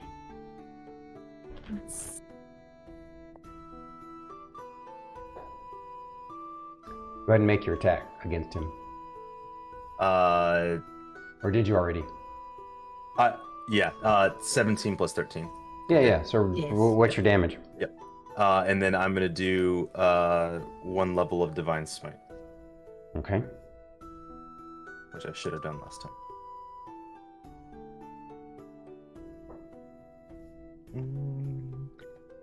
So 14 plus 9, 20. 14 and 9? 22.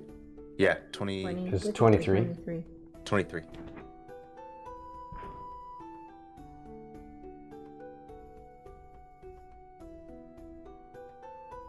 Okay.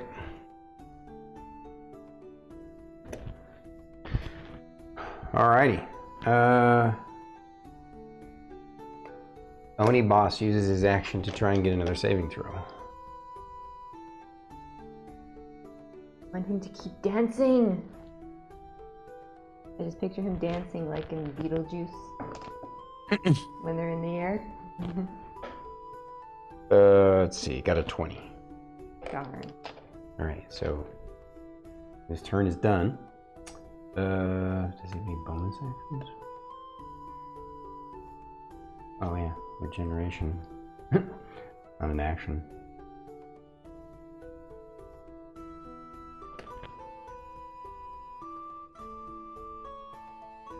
Okay. He's done initiative 4, initiative 5. Fern. Lady Fern. at the top of my turn, Moonbeam. Moonbeam at the top of my turn. It's not bad.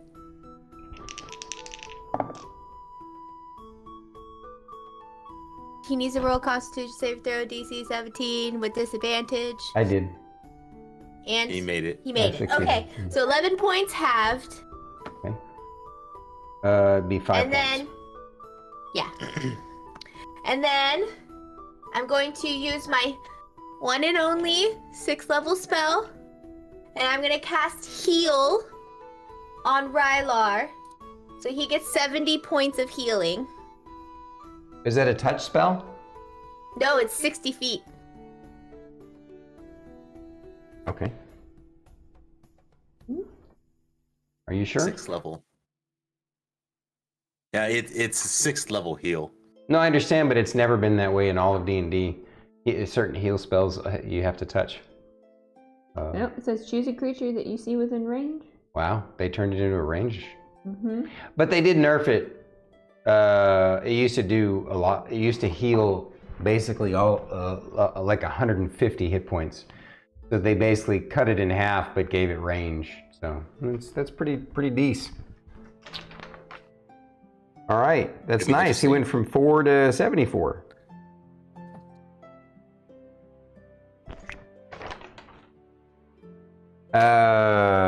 Excellent, Be Fern. like, Rylar, you should have totally hit the Oni with the fireball now. Okay, boss, he does that. And Oni boss needs to roll a dexterity saving. I imagine Rylar is like, What is it? It's Rylar's turn. No, next it's Ray, Oh. and then it's Thank you Rylar. again. Sorry, Sugar. I imagine Rylar's like, I got it.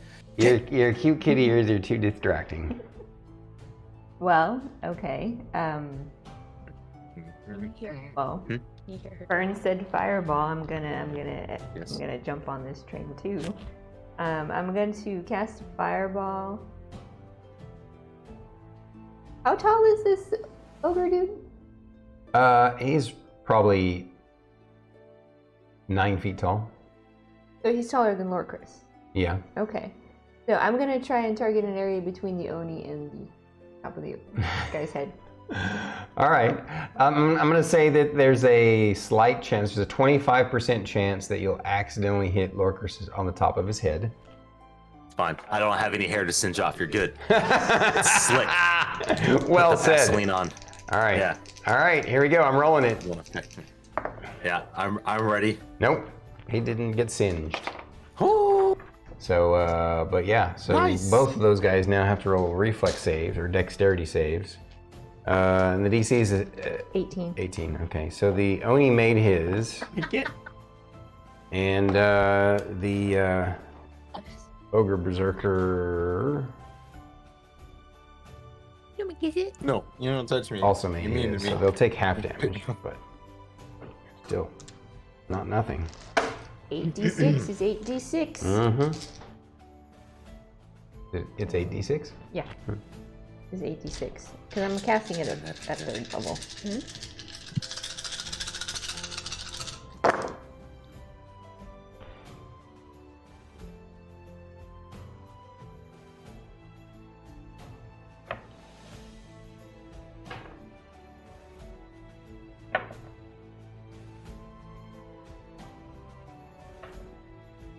Those are some pretty fancy numbers there.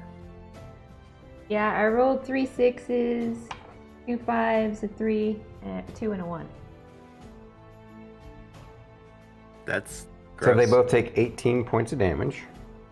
That's 10, 20, Okay, they got half. 34, 35, 36. 36 points of damage from that fireball. But they succeeded on their deck save. Yeah, they That's did. Both what of I- them did, yeah. Okay. Sorry, Druid is trying to bite my arm off. Yeah. All right, so that is that was Ray's turn, Now it's Rylar's turn. and now it's Rylar's turn. Yeah.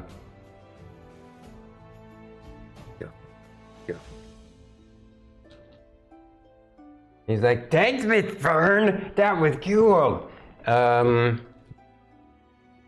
What do you, bro.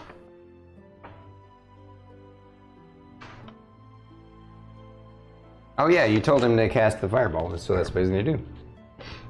Yeah, he's not as clever as you though, My so fireball was a reminder. yeah, he's not as clever as you, so he's just hitting the Oni. Fair. Oni makes a save. It's 8d6, right? 8d6. Yeah, because it would have been a DC 18 since I put it in the ring.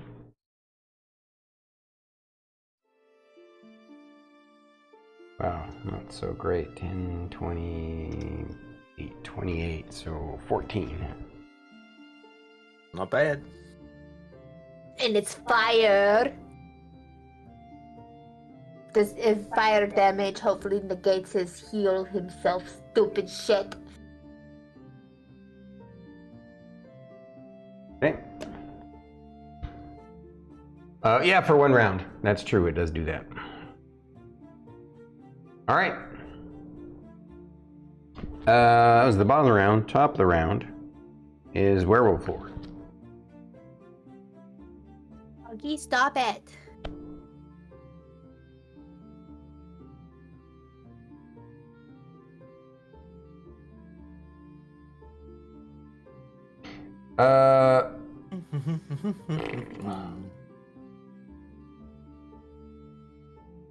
It saw.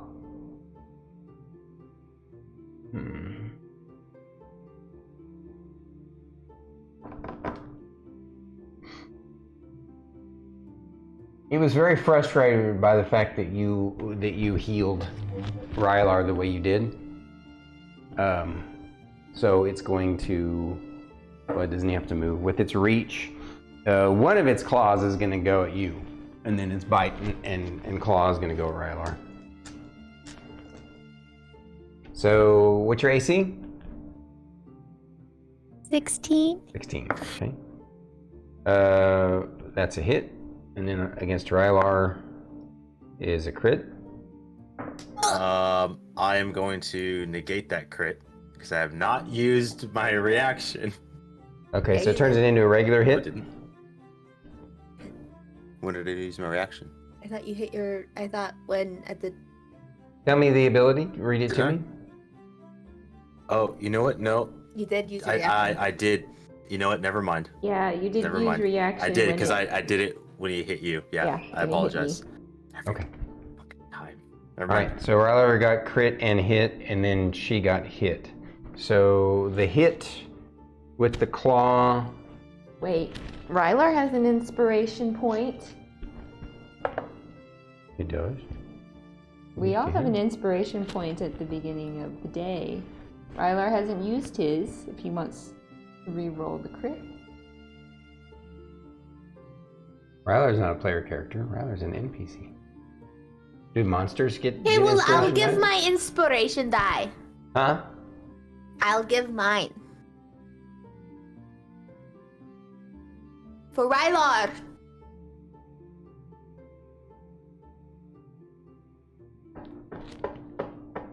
We're trying to not let her heal go to waste.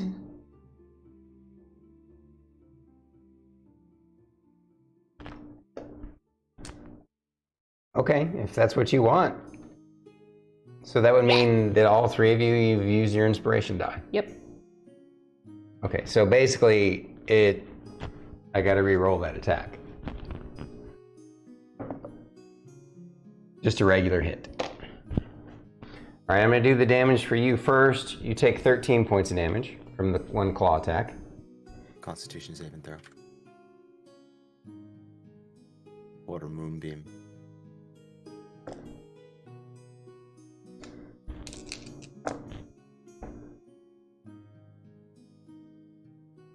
I drop concentration on Moonbeam.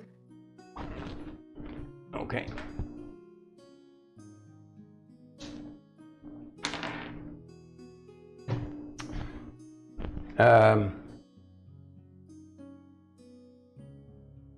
Rylar takes 33.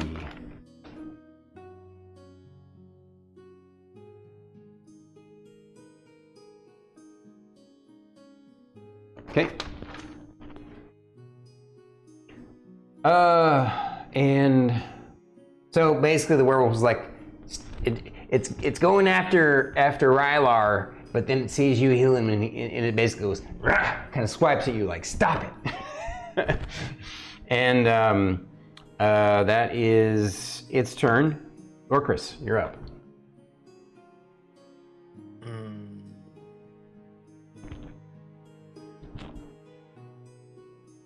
This is so tempting right here. Follow your heart. Yeah, I'm gonna do it. I'm up close and personal on this dude. I'm gonna try something different here. I'm going to cast Inflict Wounds at 4th level. I think you just have to. Don't you? You have to still make a melee attack. Yes. It's a touch spell, melee spell attack. Doing it at 4th level. +6. Let's go. Natural 20. Okay. It's 6d10 Do you need damage. more D10s? I do. How many more? 6d10. By the way, you know, you can't crit with an inflict wound spell though. Just so you know. I'm sorry. It's an automatic hit still, but That's fine. okay. I'll still take it. So 6d10. So 1. I think. Wow, that's a lot. 2. Yeah, it's 3d10 at first level. 4. And it's casting it at 4th, and it's 1 extra d10 per level above. Yeah, I got it. Nice. Yeah. Okay. So this is a. Your turn. This is a. Mm-hmm. Yeah, that's a 10. It's pretty low. Oh, that sucks. It's alright. 1, 2, 3, 4, 5, 9, 10. 19. 19. 19 on 6d10. I rolled 1, 2, 3 ones, a 2, a 4, and a 10. Holy crap! 19. Yeah. Okay. Um, That was a smart move. That was a cool, smooth move. It's too bad it didn't quite work, but it's all right. you tried to make him dead. Yeah. And then, is there anything else? Hang on, that I can do. 1, 2. Do I? Yeah, and then I'll do. Okay, yeah. And then bonus action, I will use my Harness Divine Power for Channel Divinity to gain a level 2 spell slot back. Okay. Cool. And that ends my turn. All right, it's the Ogre Berserker's turn. Yar. Boss, this guy hurts. Yeah, I do. He says to his boss, but does what he was ordered to do. For 2 hits.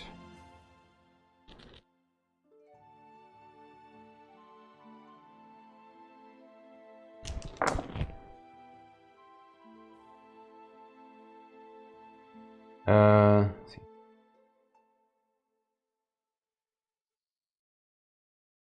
Yeah. On him. Yeah. Leave the guys already. 28 points damage.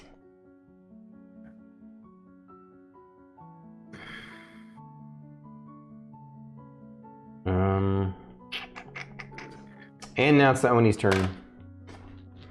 Yeah, no.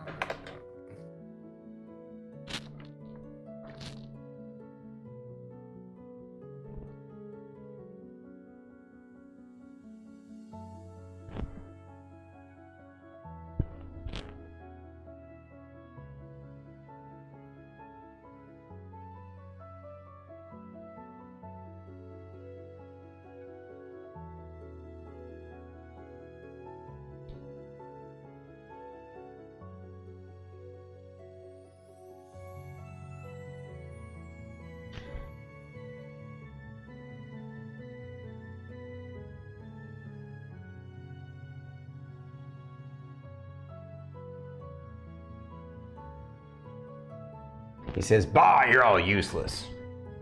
And he drops a fireball. It's gonna hit all of you guys, including his own ogre berserker guy. Oh. Including me? Everybody. Everybody. Ogre berserker. I'm gonna have the ogre berserker roll his save first. Oh, we have to do a dex Dexterity save. save? Yeah, it is.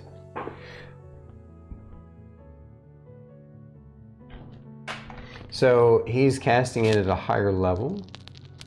If you cast it at 5th level, how many d6s is it? Third, so you add 2d6, so it's gonna be 10d6. Good thing I rolled a 20 on my dex save. I failed. I rolled a 1 for a total of a 10. Ooh, ouch. So, It was nice knowing you, team. what'd you get, Fern? 20. Okay. What'd you get, Lorkris? 17. I roll for Rylar. Nice knowing you guys. Shit, I rolled a 3 for Rylar. Oh no, Rylar's going down. So am I. Why? What are you at? 13. You're at 13? I'm at 13 hit points. Remember, this is not How did that or 3.5. Because- so. Huh? Because she's been getting hit by that chain ogre. Yeah, the Cone of Cold, because I failed my save on that one. Oh yeah. I got hit by the chain guy twice. Fuck. Nice knowing You'll be fine. you. All right. So Fern is the only one who made her. Lorkris, what'd you get? 17. All right. So you succeeded. So the damage was 18, 30, 36 points of damage. So half of that which is 18 for you two.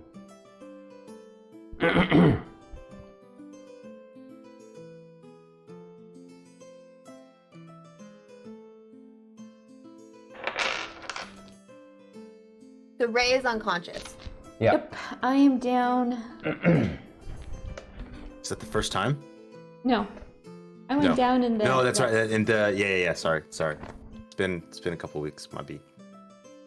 Yeah, I went down in that last big fight we had. Yeah. Okay. And Rylar still up? so that's the Oni's turn. Excuse me. Is Rylar still up? Initiative 4, initiative 5 is Fern. Okay.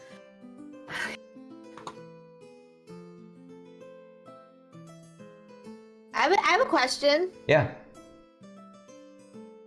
So, if I am casting from the staff, that counts as casting a spell on my turn. I can't bonus action cast Healing Word. Right. You can't do that. Yeah. Okay.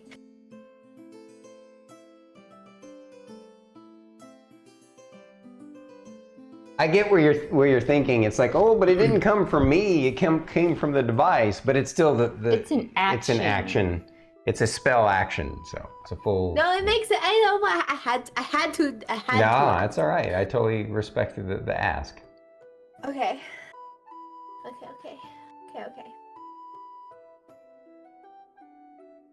shit, that changes everything.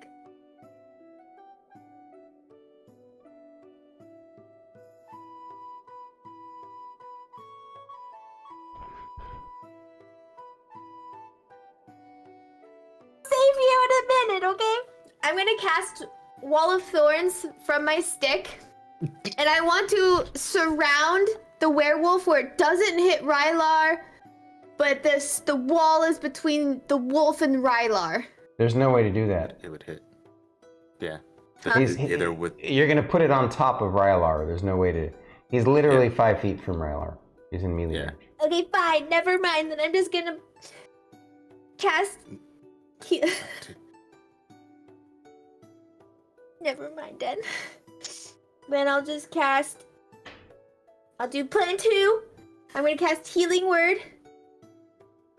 I don't even know it's 4th level on Miss Ray. Okay. 44. 4. Yeah, 4d4 plus 5.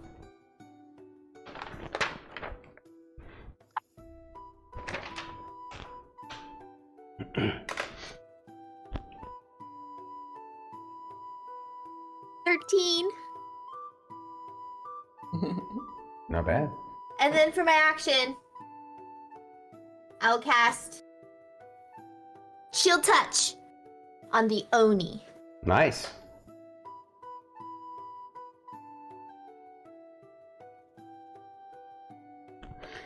Since he didn't regenerate from the fireballs, roll your. Is it a hit or what? Yeah, it's a to hit, so 13. 22 to hit. Yeah. What's he doesn't have a save for that, does he? Shield touch? Does Shield Touch have save? No save? Okay. What's the damage?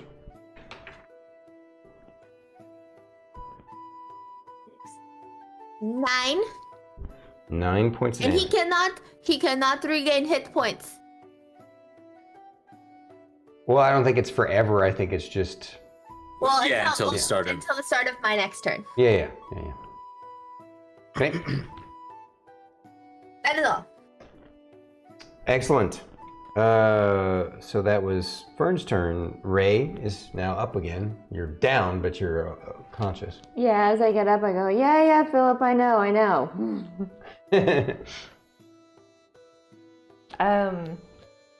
Get my bearings straight, and I'm gonna look at the chain guy, and I'm gonna go, be confused again. It looks super wounded and beat up, by the way. Oh, it does? Yeah, Oh. like it's really, he's been tearing it up hard. And then the fireball, even though he saved. Oh. Well. Oh, maybe I should just cast a fire. Or, I'm just saying, he's beat up, but he's also, he's also wearing lots of metal, too. Oh. Oh, I see what you're saying. I don't know, that may not get him. It's whatever you want to do. You could always cast the fireball again, that would probably finish him off and also hurt the Oni, so that actually makes more sense. Yeah, I will cast another fireball. Okay. I gotta make a DC 18.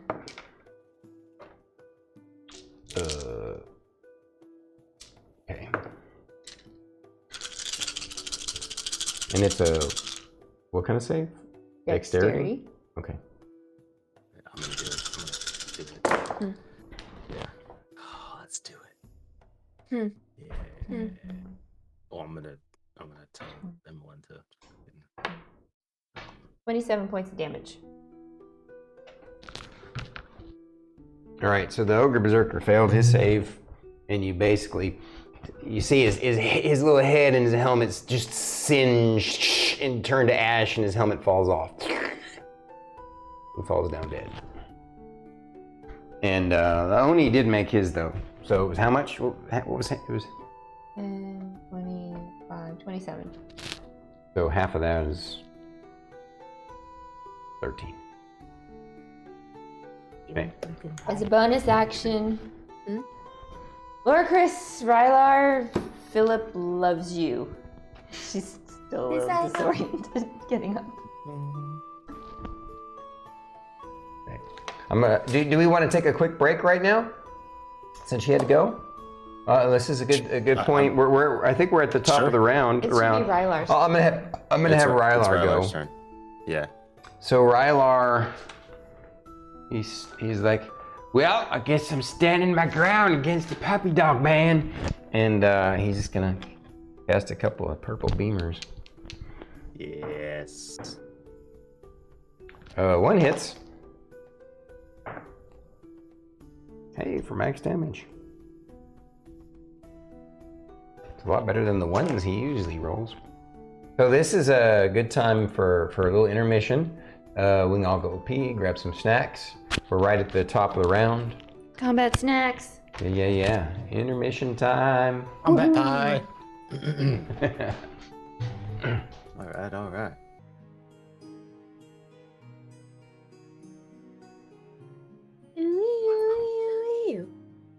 So I'm gonna put my mic on, but we're not coming out of intermission just yet. I still have a little bit of snacking to do. So, but I want to ask you, Fate, or tell you, Fate, about this magic deck that I've been playing with on Fridays. Yeah. So I have a couple of them. I built a mono black deck built around Cabal coffers. Do you remember that land? Yes, I do. Well, Cabal coffers gets really sick when you pair it with Urborg. I don't know if you remember that land. It sounds familiar. So Urborg is a legendary land that produces black, but its special ability is all your lands count as swamps as well. Yes. Okay. Nice. So it makes all lands on the battlefield swamps, including the opponents. yes. Right. Yeah. So like you could, in theory, now utilize like Swamp Walk if you had Swamp Walk because. Yeah, they don't really I mean, print that mechanic anymore, but yes. Yeah. The main purpose of it is to make Cabal coffers just broken, because you produce just oogles and oogles of mana. And so you can just, cast big stuff or cast multiple things. Nice. I like to finish off my opponents with a giant Torment of Hailfire. That may be a spell that you're unaware of. Never heard of it. So, you've probably seen some of the old school black fireball effects. Okay. This one is sick. It's 2X, or 2 black and X. Okay. For each X that you spend, first of all, it doesn't target. It's either each or an opponent. I forget. I think it's each opponent. Okay. So it's actually good in multiplayer too. But they have to, for each X, they have to do one of 3 things: sacrifice a non-land permanent, discard a card, or lose 3 life. When they run out of cards to discard and non-land permanents to sack, they have no choice. They have to lose 3 life. Gotcha. And so, typically in a regular Magic fight, your opponent will likely be at less than 20 life. Maybe even if they're 13 to 16 life, and they have a few permanents in play. But if you're casting it for like 15, they got no shot. Yeah, that's like 2 turns. Just you're on a extremely short clock, if that. Well, it's instant death. It's an instant kill. So. Oh yeah. Nice. Because it's not like per turn; it's like instantaneously in that moment you cast it. But anyway. Oh yeah. All right. That's gross, man. I don't like it. Everybody hear me? Yeah. Yeah. So, the fight has been going strong. Each team member of each side has been jockeying for position.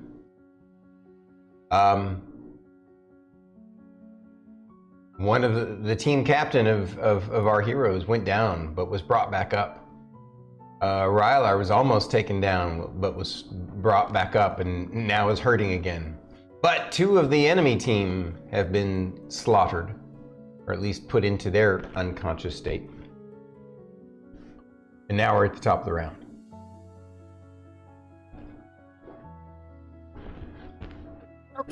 Battle cam. Battle cams.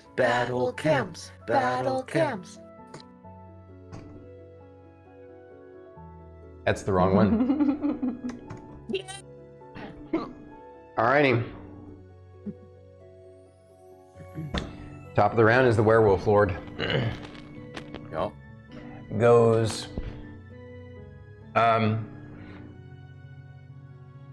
just like before, 1 claw at Fern, claw and a bite at Rylar. Fern, a 22 hits you? I think so. Yeah. Rylar gets hit by a claw and a bite.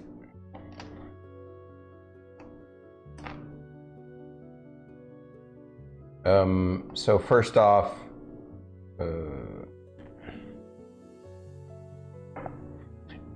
you take 16 points of damage. Entity is down. What was that? My symbiotic entity no longer exists.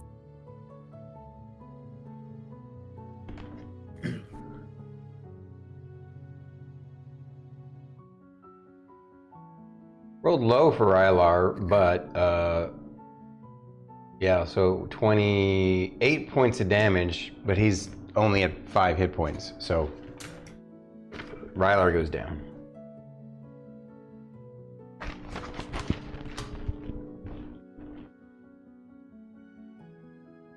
Lorkris.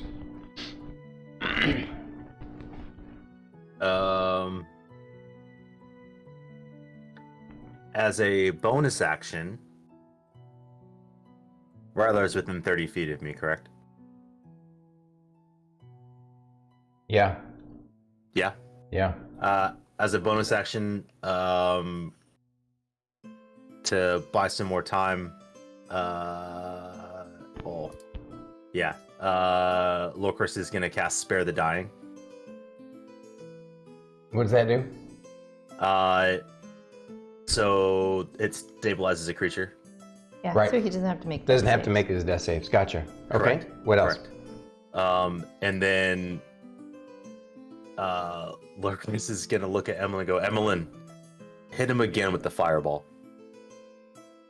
You see me look up.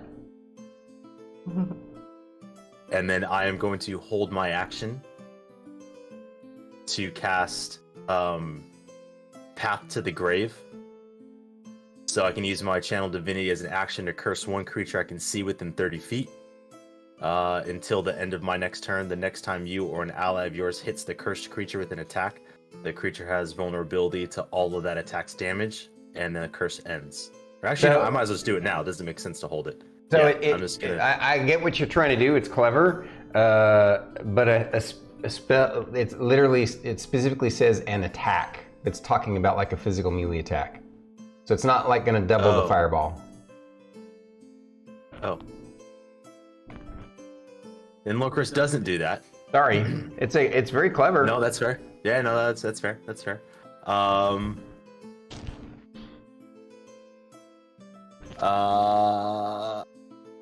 How far away is the werewolf creature?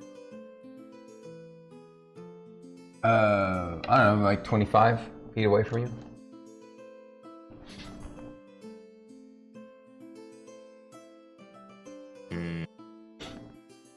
By the way, I do want to point out the werewolf creature is like 15 feet tall, so you could target the fireball in such a way to hit the werewolf as well if you wanted to. Oh yeah. And not necessarily hit Fern or Rylar. I will move up to be within range to hit it with the glaive. All right, so Because it's her. so you just want to get in reach? Or 5 feet? Within reach? You have reach, remember? Do you want to get in reach or do you want to get within 5 feet? Oh, within reach. Okay. Just clarifying because I got to move you, so. Oh, yeah, sorry. You're kind of fighting over Rylar's. Oh, you're down too? No. No, you knocked Did her I over. knock you down? Yeah. Yes. I'm at 13 hit points because Fern healed me. And you pop back up? Yes. And then I'm gonna swing. Hey. First one. 29. Mm-hmm. Second one.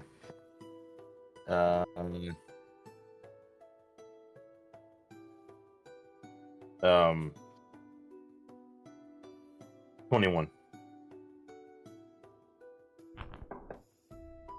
21? First hit. Yeah, Yeah, both to hit. hit. Cool. And then 15 damage on the first one. Okay.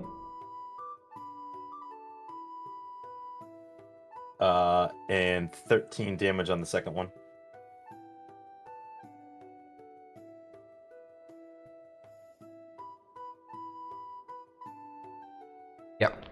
as my reaction, Alright. Lorkris. Had you? This is a new round, right? He'd already used his up. Mm-mm. You didn't? She just gave me a new one. Yeah. When did you do that? Did I This miss last it? round. Oh, good. Okay. Yeah. So that was my reaction. Lorkris. Philip Yep. says you stole his line. Yep. Natural 18. Mm-hmm. And then I am going to dump a second level Divine Smite as well. Divine Smite. Is it? Not a spell. No, I understand it's not a spell. What I'm asking is, if it requires. I don't know. I'm thinking maybe I'm thinking 3.5, but Divine Spite requires their alignment to be a certain thing, or not? No. Okay. No, that's my Paladin ability is Divine Smite. No, I understand that. In 3.5, when you use certain like Smite, you can only smite evil.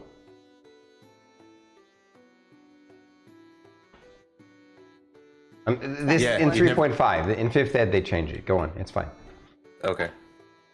Or you could either, if you're an evil paladin, you could smite good, but basically it's you have to smite one or other in 3.5. So I was just trying to remember but yours is different. So yeah, never mind. Oh, I saw 2 8s. Yeah. So that's 10 plus 20 plus hang on. So 10 9 plus 1 is 10 20 8 34 34 damage. Not bad. Not bad. Okay. Yeah, the book just. That says will end radiant my damage. turn. Alrighty, so you're done then? Yes.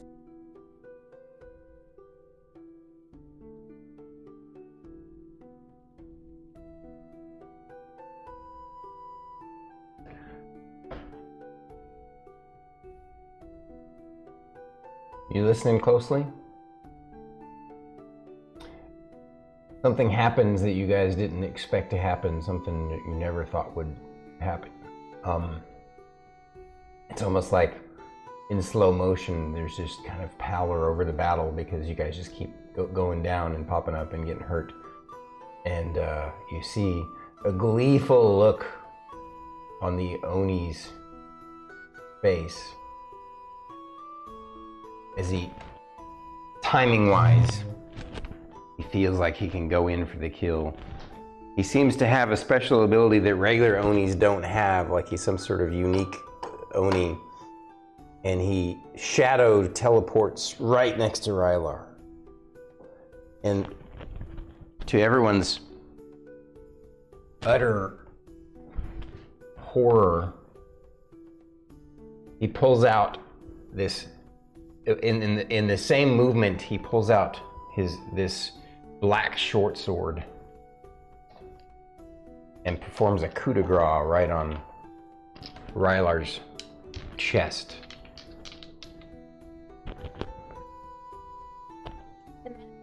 That means that he takes 2 death saves, right? That doesn't kill him outright, right? Let me double check.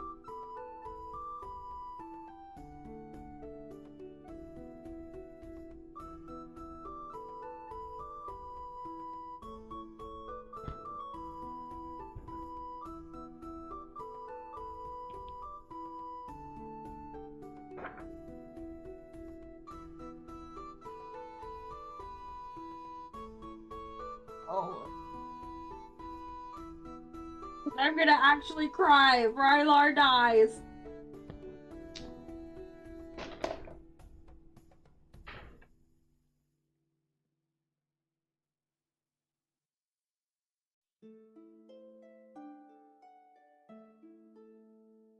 Here's a summary of what rules say about 5e coup de grace. Attacks against unconscious creatures have advantage.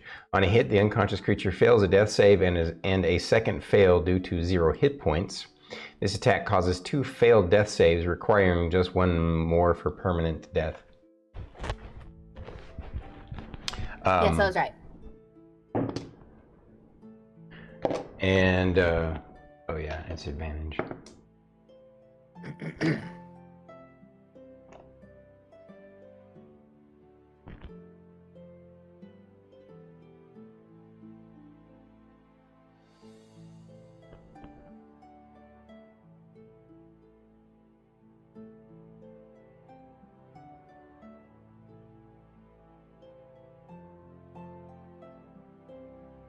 The Oni Nightblade coup de grace him with his first attack, and does the same again gleefully with his second attack. And just as your mind is reeling, as you see the blade, basically hear it crunch down into Rylar's chest, and blood spurt out of his chest and out of his mouth. Basically the wound, just like he rips his chest open with the blade.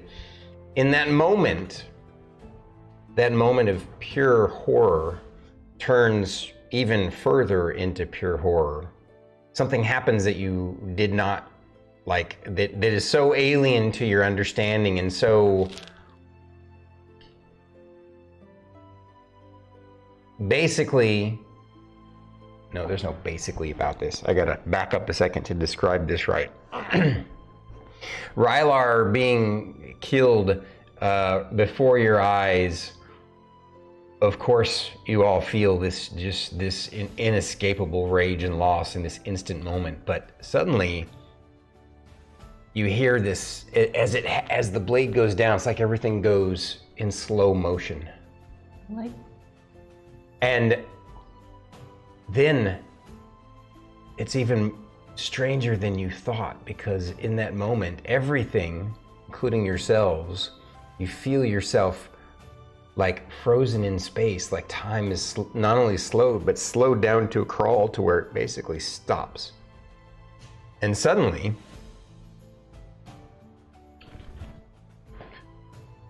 just as the wound that opened up on his chest, this giant tear comes shooting up out of his body at the point of contact of his death, that stretches straight up like 50 feet high into the rock, yet somehow you see it in the rock. It's this strange, this kind of warping tear in space, and everything suddenly goes black and white, and you are all literally frozen in space, and frozen in like time is stopped. And this tear opens up in space, and everything around you, yourselves, the cave, the monsters, they're all black, everything's black and white. But then as the tear in space kind of rips open, and you hear this loud kind of almost like a zipper, a really like ear-piercing zipper as it rips open. And the only thing of color, as it spreads open, you basically see on the other side this 50-foot tall, staring down at you, this giant, this orb, this massive orb that in its center point has this blackness that oozes out.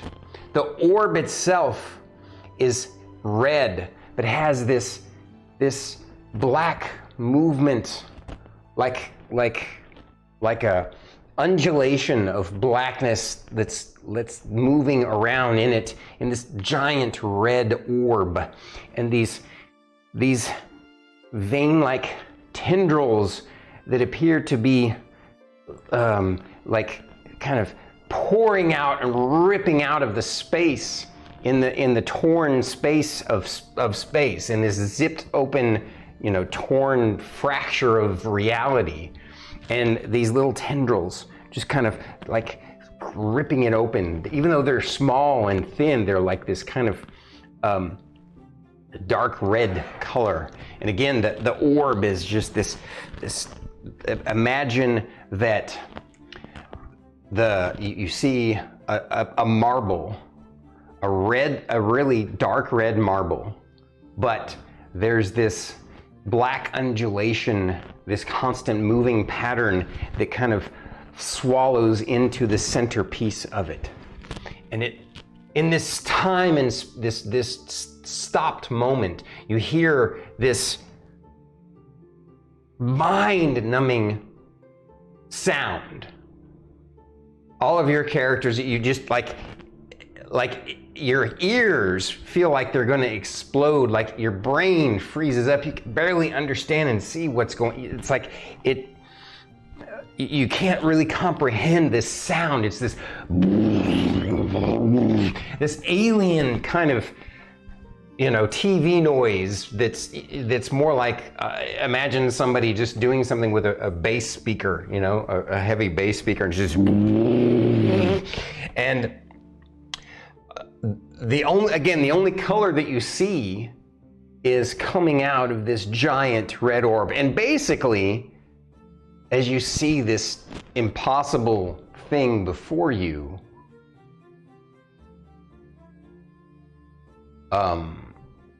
and hear this noise that's so loud and it's pounding into your skull and into your brain and into your mind and keeping you frozen in space, you also notice.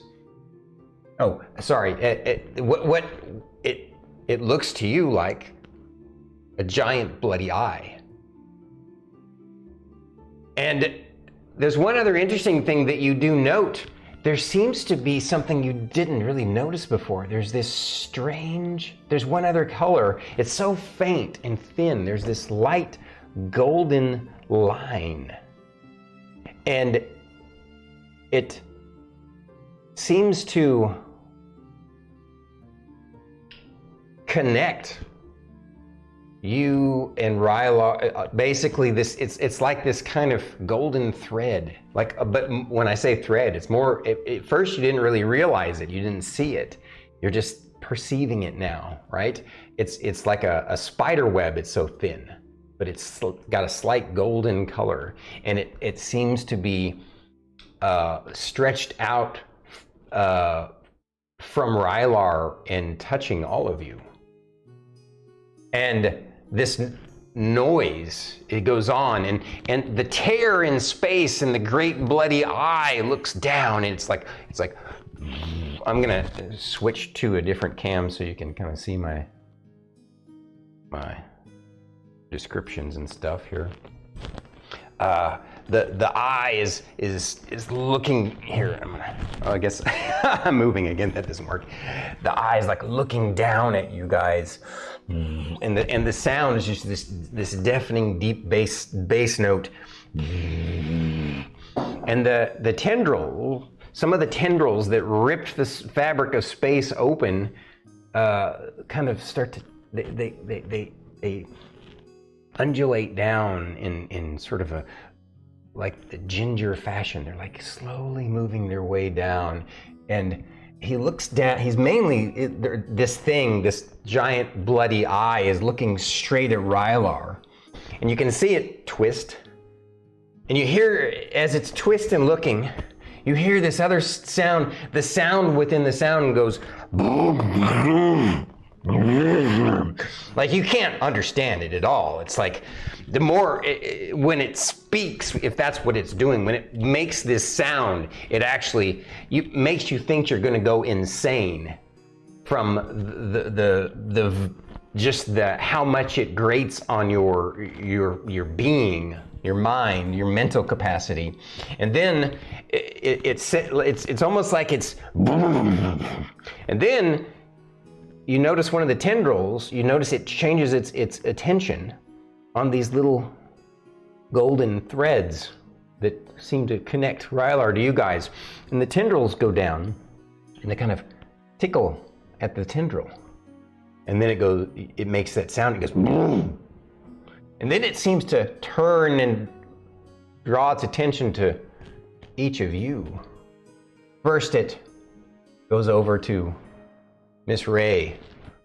I mean, of course, it's giant and it's just like looking down, and the tendril basically, again, you're frozen in space. The tendril comes and it tickles under your chin, and it touches your head, and it touches your violin, and it's the tendrils. What's interesting is it seems like there's like this red liquid dripping off of the tendrils, but before they actually touch anything, they just vanish. They're just dripping off and instantly evaporating almost. And again, the eye looks like it's just this undulation of like blood, moving, flowing blood. And then as the tendrils tickle you, then it makes this sound, and it goes boom.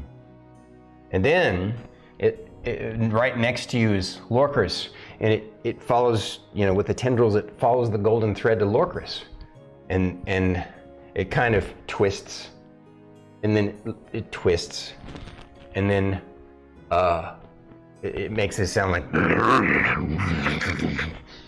and then lastly, it moves over, and again, it's strange how it's moving.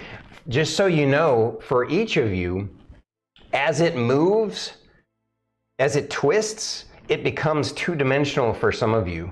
Like you're seeing it flat, almost like it's just, visually you can only see it from certain angles.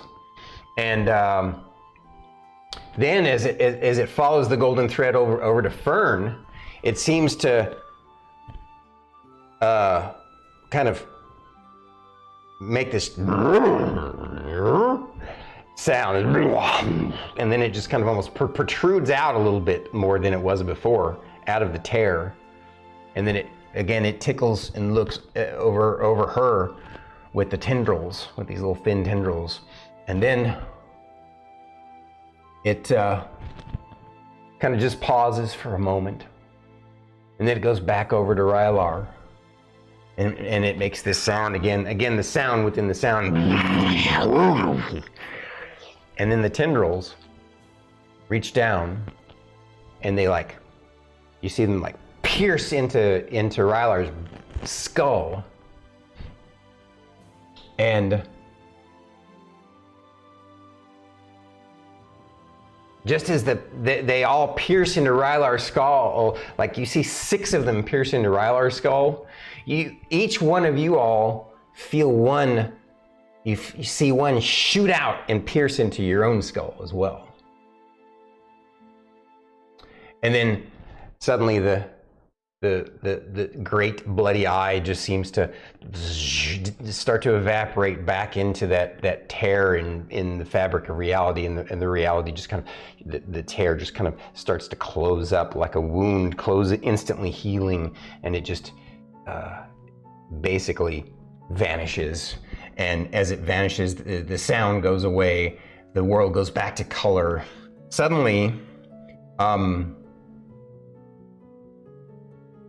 each of you feels as if you had a short rest. So all of you go ahead and use however many hit die you want to on a short rest. And you notice with Rylar that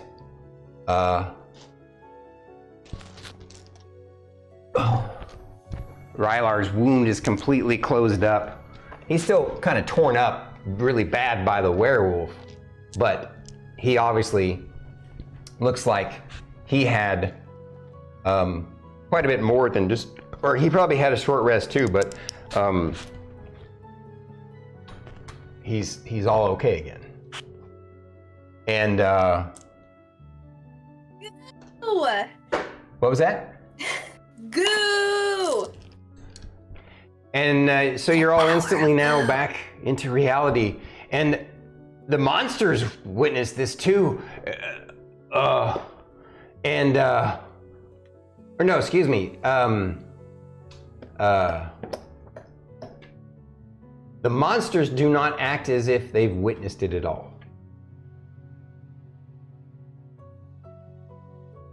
It's hard to tell. We're still back into initiative though, because we just stopped in a moment in time. So we can use hit die? Yeah, basically I want you to pretend that you had a short rest. Whatever a short rest can give to you. You can only use up to like half your hit die on a short rest. I think that's right, yeah? Right? Yeah. I only needed one. I only took 3 out of 11.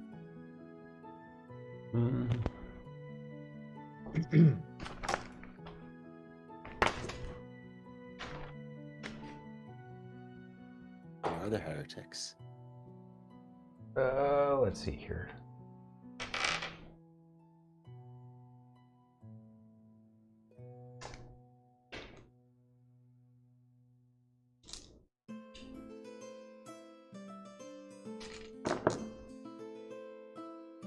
I'm going back to combat cam now.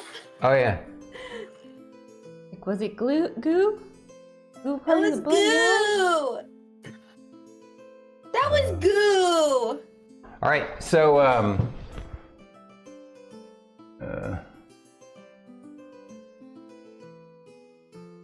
many D? We're 11th level, so you can use up to 5. And it's each D8 plus something, or just the D8 plus 1 con modifier? The con modifier stacks with each.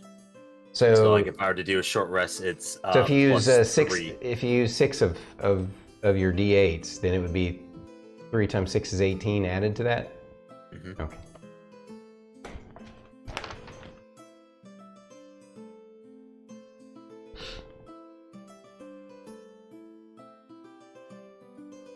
And I'm not crying, you're crying. That's why you got Chonka Pillar to hug you. That's the bird. Different chunk. Yes. Got Chonka Pillar to give her some loving. Oh yeah. But this chunk shows no mercy. And that Chonka screeches instead of move, move, move. Yes. Yes. so that is now back to initiative. Top of the round. No, that's the. That was the Oni. Oni's turn. He obviously looks shocked that the wound is just suddenly healed up and that you all look refreshed and pissed off. And he kind of, he's stunned by like, he sensed that something happened, but you don't, I mean, obviously you can't read his mind, so you don't necessarily know this, but he's acting as if he sensed something happen. You don't know if he witnessed it too, but he just kind of, like, he had a third attack, but he didn't use it. He stopped. And now it is initiative 5 is Fern.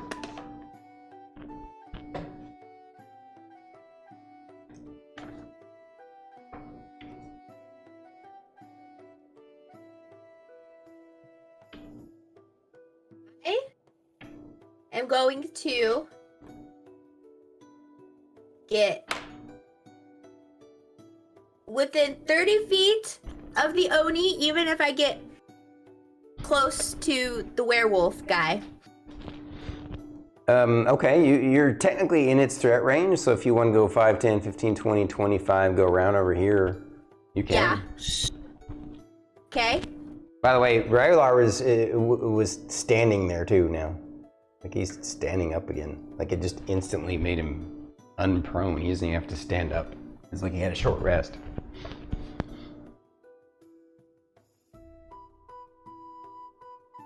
I'm gonna cast Blight at 5th level on the Oni. He needs to make a Constitution saving throw, DC 17 though. Okay. Go take that back inside for me. Blight. Let me see, what is it? It's a con save, you say? Constitution saving throw, DC 17. Man, I only need to roll a 10 or better, but I did not. I rolled a 5. I'm stealing some of your dice.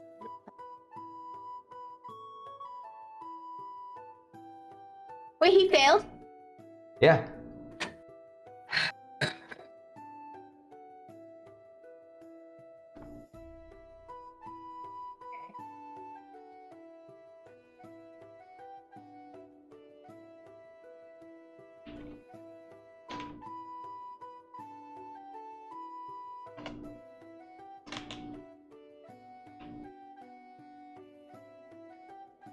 Mhm.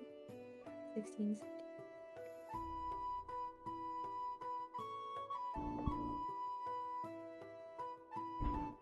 38 points of damage. Damn. What did you do again? Blight.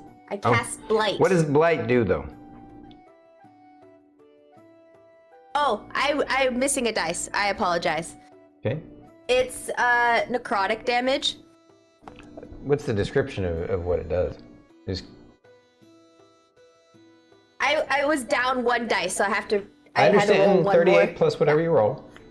Yeah, 5.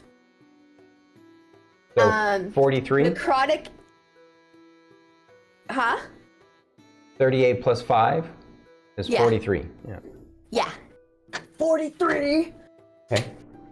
Necrotic energy washes over a creature of your choice that you can see within range, draining the moisture and vitality from it. Oh, cool. Yeah. Nice. So you sucked, like you hit him with like this light, and he got, yeah, gotcha. Yeah. Got a lot of life And then- sucked out of him. He's not happy about that. Fern is done. Initiative 5, 6 is Your dice. dead. Initiative 7 is Ray. How hurt does the werewolf look? Maybe half. Okay. I'm going to polymorph the werewolf. Is it a touch or a range? It is a range. Spell transforms a creature you can see within range, 60 feet. Read everything about that spell. And I'm... Not out loud. You can read yourself. I mean, if you want to read out loud. What I'm concerned about is hitting a shape changer with polymorph. Oh, sorry, it has no effect on the shape changer. Never mind. Okay. Darn. Okay. Well then, there goes that plan. I see what you guys are trying to do. You're trying to save the werewolf. I think that's brilliant. And I love her moon idea. He just has been very lucky with, I mean, con save is as easy as save, but still, he could roll badly. So. Okay. I know. Then I'm gonna go with the other plan. I'm gonna cast Hold Monster on the werewolf. Hold monster on the werewolf. Hold Monster. And that's a wisdom saving throw? Yes. DC of... 18. Okay. Wow, I gotta roll high for this one. I did not. He is held in place for this round at least. I'm gonna say, focus on the Oni. Okay, Commander, any bonus actions? Fern still has a D8 and so does Rylar. Rylar got one? Yeah, I gave him one last time I gave Lorkris one. I Lorkris didn't realize that. Yeah. Okay. Lorkris is the only one that doesn't have one, right? Yes. Correct. Yeah, sure, I'll use my bonus action. I'll give you another one. Okay. Lorkris. Nice. Thank you. Rylar's like, whoa, what happened? Whoa, oh. He looks around and he sees that the Oni's right next to him, and he says,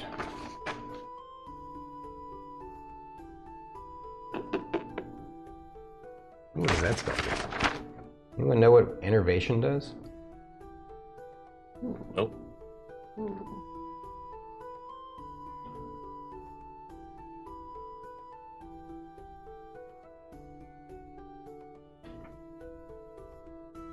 I'm looking it up. Almost there. All right. Cool.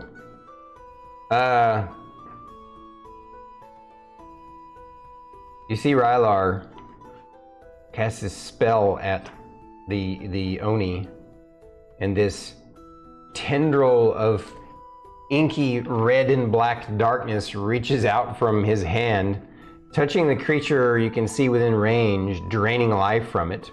The target must make a dexterity saving throw. On a successful save, they take 2d8 necrotic damage and the spell ends. On a failed save, the target takes 48 necrotic damage, and until the spell ends, you can use your action on each of your turns to automatically deal another 48 necrotic damage. Spell ends if you use your action to do anything else, if the target is ever outside the spell's range, or if the target has total cover from you. Whenever the spell deals damage to a target, you regain hit points equal to half the amount of necrotic damage the target takes. What? Whenever the spell deals damage to a target, you regain hit points equal to half the amount of necrotic damage the target takes. Wow. Oh, okay. So he's gonna do that. So the Oni has to roll a dexterity saving throw. That save, but you know, he's got to get a 17. I rolled a 7. Okay.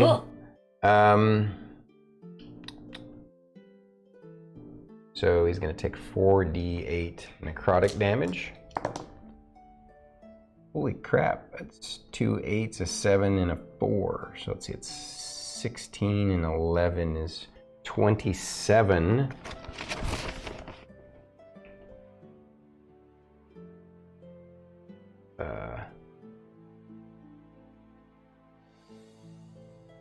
Wait. Yeah, 6, that's right, 2. Ooh, okay. And Rylar gets half of that back?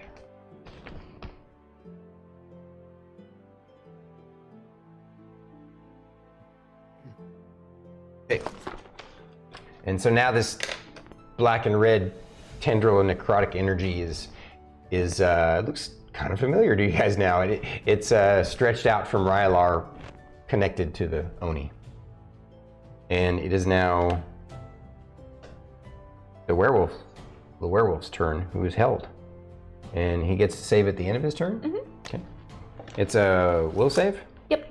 DC 18. Oh, that's not a d20, that's a d12. Roll a 3.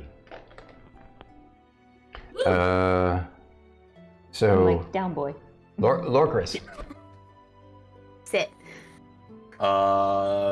Withhold monster. It's considered paralyzed. Yeah. But So the that would be Oni's like advantage. right over next to you too. Yeah. But I'm not within range within the Oni. You can How take- much movement would it take to get in range with the Oni? A 5-foot step? Yeah, because you have reach. That's water. No, you're at the edge of the water. Oh, you're right. That Yeah. is. But- So That whole thing is it's water, but it's a spring. So for you, it would basically come up to your knee. You could step into it easily. Okay, I assumed it was much deeper than that. Yeah, I'll walk up to be within reach of both. And I'm gonna go absolute ham taro on that bloody Oni? on the Oni, yeah. First one. Cool. Does not hit. I can tell What- you that much. What'd you get? I rolled a natural 2, Oh, not a fumble, but 15 won't hit. no, that won't hit. Yeah. Second one. 25. Yeah. And then I am going to throw in a 4th level Divine Smite because get wrecked. That would be 5, right? As you're doing all this, the Oni is literally just like blinking. Where? I don't know if I'm gonna react that on a bigger screen here. He's just like just not sure what he witnessed. You're not sure what he witnessed, but all right, back to combat. Can I get 2? D8. D8. Let me give you the nice ones. Okay.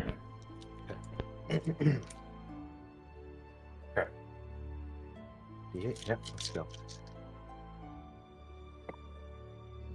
Whoa, that's not bad. It's a lot of so that's 10, 20.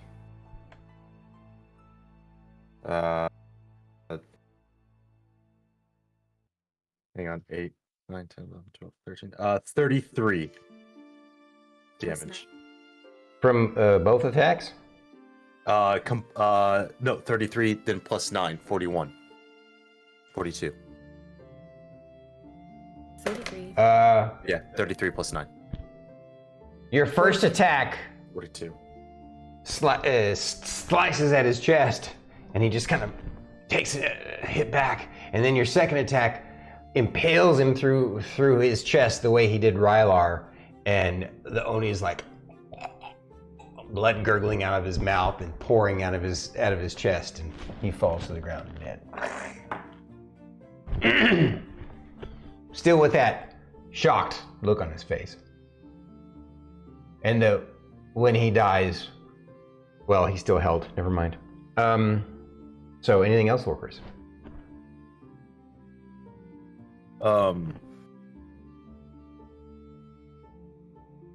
No. Okay. Other than like a non-damaging kick to that thing's face. Okay.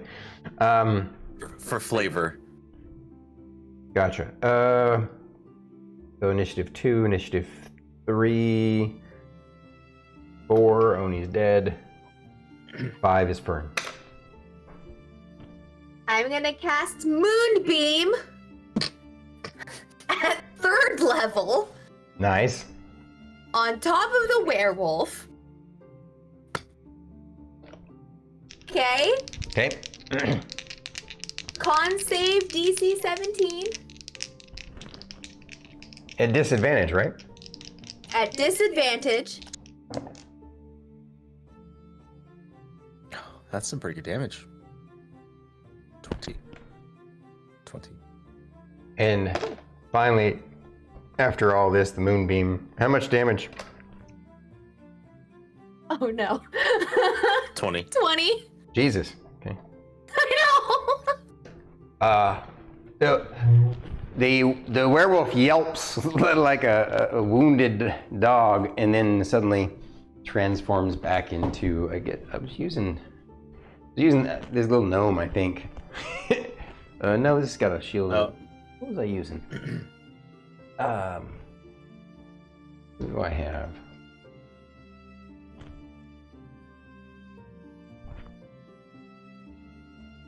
I'm just gonna use this. That's a chick. Well, it doesn't matter. I'll just use what I was using before. This little plump demon thing. Even though it's not plump. He suddenly transforms back into a little boy and falls down, and he sees his master is dead, and he's all like shaking, and let me go into this cam. He's all like shaking, and he's terrified. He looks terrified of you guys, and he's all bloody, and he sees you all are bloody and stuff. But he's like, you definitely remember that he's got that magical metal collar on him. I'm calmly speaking to him in Giant, saying, "Friend." Remember, you had a hard time getting him to understand you before. He's very Wow. He may understand some things in he only understands a few words in comments, but you get the sense that he's like he's stressed out because you killed his master, and there's something about that magic collar around his neck. Well, Go run and jump tackle Rylar. You're gonna what? I'm gonna run and hug jump tackle Rylar.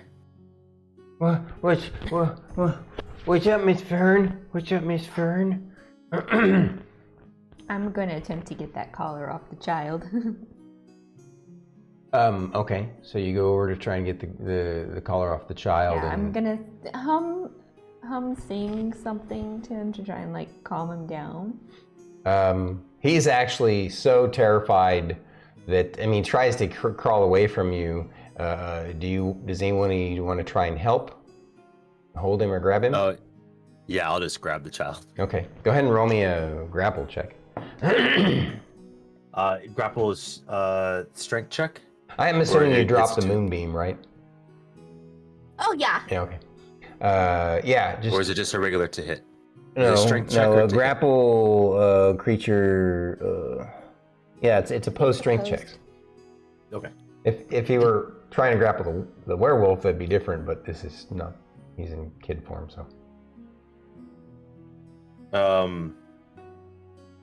It's 18 plus 7. Yeah, so you grab the kid, he's all like, trying to get away, and you I'm like taking the collar off him. you get the collar off of him, and he's all like, oh, he kind of calms down a little bit, but he still looks terrified of you guys. But he feels like, going at his neck like this. I like pat his head, gentle, like I hand the child to Emillynn. as I'm repeating in giant. Well, he's like, probably like 9 years old, 9 or 10 years old, so. Yeah, I hand him off. And I go. I do the same kind of thing that Fern's doing. I go over and I grab Rylar. I was like, what's up, guys? What you doing? I'm sorry, I was sleeping for a bit. I got back up though. You did. And then I'm gonna still hold on to Rylar's sleeve or something, and I'm just gonna kind of go over to Miss Ray. But Rylar's coming with me. Okay, so you pull him I along. don't want. Okay. I pulled him along with me, and then I go up, and I just pat the kid on the head. As she gets And ready I to do that, I'm cast- gonna be like gentle. I pat him on the head, and I cast Cure Wounds on him Okay, he feels better. at first level. Oh. Miss Ray, Yes. I take it the nature of this child is a curse, is it not? I believe so. Yeah. And Fern, you wish to save this child from his fate, yes? Of course. I want to save this child from this fate. Right, says, Come the- can we do that? Do we know how to do that? I'm sure something I on have this something I island can try. You do? I will be tomorrow, but I can. I can try. I don't know if it'll work. Are you gonna be able to get him to come with us? I I will have find a way. rope. He seems to be calming down. Maybe he's hungry. He seemed always hungry. I pull out a ration and I hand it to the child. Miss Fern, do you have any of the peach pie? No, I can give him my last piece. I ate all of mine, and then I shared some with the horses. Oh, okay. Well, he goes in his pack rations and gets him and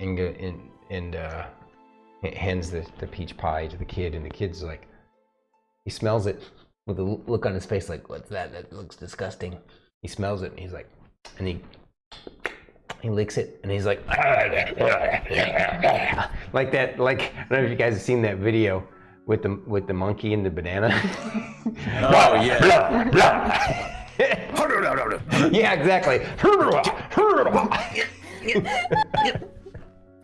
Yeah, that's such a great. Such a good video, It's too. a good meme video. So, Yes. While we're trying to placate the child, I'm like, Lorkris, can you gather some toes, please? I'll gather more than just that. We need to search the bodies, and I Um, want to chop off this thing's head and take it with us, too, as a trophy. Oh, don't worry. As long as it's done out of sight of the child, Yeah. please. Lorkris will take the time to remove toes, but then also remove heads and get ready to drag the bodies out to where the like in the open space. What was it, of K? No, H. Was it H? That center space. It would be yeah, H. H. Okay. Yeah. I mean, I'm gonna tell the Now, group what obviously, I'm gonna do. You're gonna tell them what you're gonna do so that they can take the kid to not witness all this. Yeah. So what are you guys gonna do we're- with it? What are you two ladies gonna do with the kid? I'm assuming that you two were. I'm going to attempt to like clean him up a little bit and give him some clothes. Like put a t-shirt over Wrong him one. at least. Or Okay. The stream is now starting. Oh, oops. Sorry. Ignore that. That's the wrong one too. Hello, everybody. There we Welcome go. to the stream. That's the wrong one too. Oh my God. We're getting one of them right. Here we go. There it is. It would not be a StormyD stream without some comedic mishap. Okay. Love it. just gotta laugh and go with it. That's Mhm. what I tell myself when I teach and I mess up. Just laugh and keep going. So, so you two girls are trying to calm the kid, to get to know the kid. But where are you going to take, since he's got to basically mutilate these bodies right there? What are you going to do with the kid before he starts to do that? What are you ladies Well, going I to do? mean, we don't want to leave Lorkris, so I'm going to ask Lorkris if he can do what he needs to do to the bodies in this room while we distract the child. Which is this room? The side room secret that opened up? Yeah. Oh, sorry. That's Yeah, kind of what I was thinking. they can't see Yeah. because Oh. I was on the wrong screen. It's the wrong one. No, they can see it from there. You want to see Yeah, it? the secret room here. Yeah. Makes sense. And my intention is to not only bring toes, but bring appropriate heads to have definitive proof. But then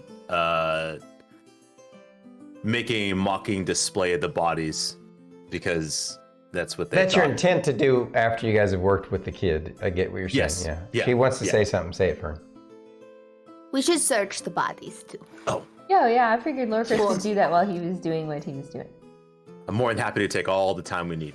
I imagine we're going to be resting here for a moment. Yes. Yeah.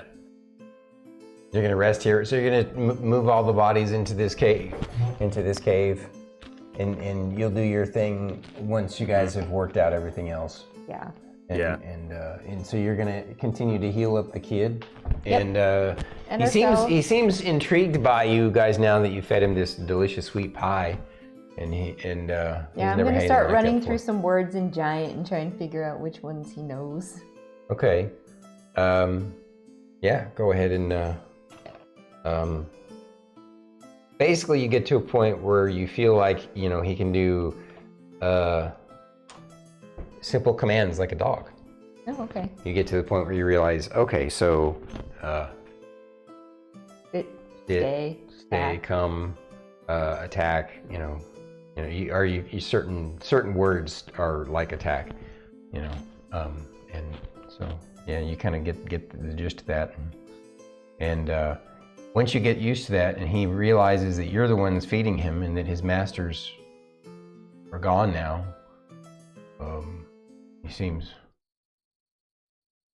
he doesn't seem broken up about it. He seems like one of those pit dogs, that evil people in the real world, they get a fighting pit dog. It might be a pit bull or it might be something else, but they basically get it and they treat it like shit and turn it into a mean thing. And that's what what's been done to him his whole life. And he barely speaks any kind of, he doesn't speak really at all. He barely understands. You get the chance that the more you talk to him, he's intrigued. The more you talk, the more intrigued he is by your talking. So you think he has the capacity to learn, but his brain is so underdeveloped. Yeah. Well, as I was sure running when through you're all the words in Giant and figuring out what he knows, I'm like, Fern, repeat after me, and I say like some of the words he understands in Giant. That way you can kind of communicate with him as well. I'm still holding onto Rylar's sleeve. Right. Same thing with Rylar. Let me go help Boss Man. No. No? What? No. Why am I? No, no, no. Why am I? Okay. I'll just sit here then. I promise we're gonna talk about this, but you're not allowed to leave me right now, okay? Yes, Miss Fern. Sit, Rylar. What did I? What did I do? Did I do bad? No, you did not do anything bad. Okay. Something happened I'm and gonna- it worried Fern. So she just wants to make sure you're safe. Okay. All right, so you're all communicating with the little kid. He's dragging the bodies in the other room and searching them. I'm not even going to have you guys roll. Let's take a look at. So get ready. Oh, I'm not ready. I'm sorry. That's okay. I'm not ready either. So we had the get ready warning. So Okay. that was 1 Oni, 1 Ogre Brute? Chain Brute? No, he wasn't. He was more than a chain brute. Oh. He was an ogre berserker.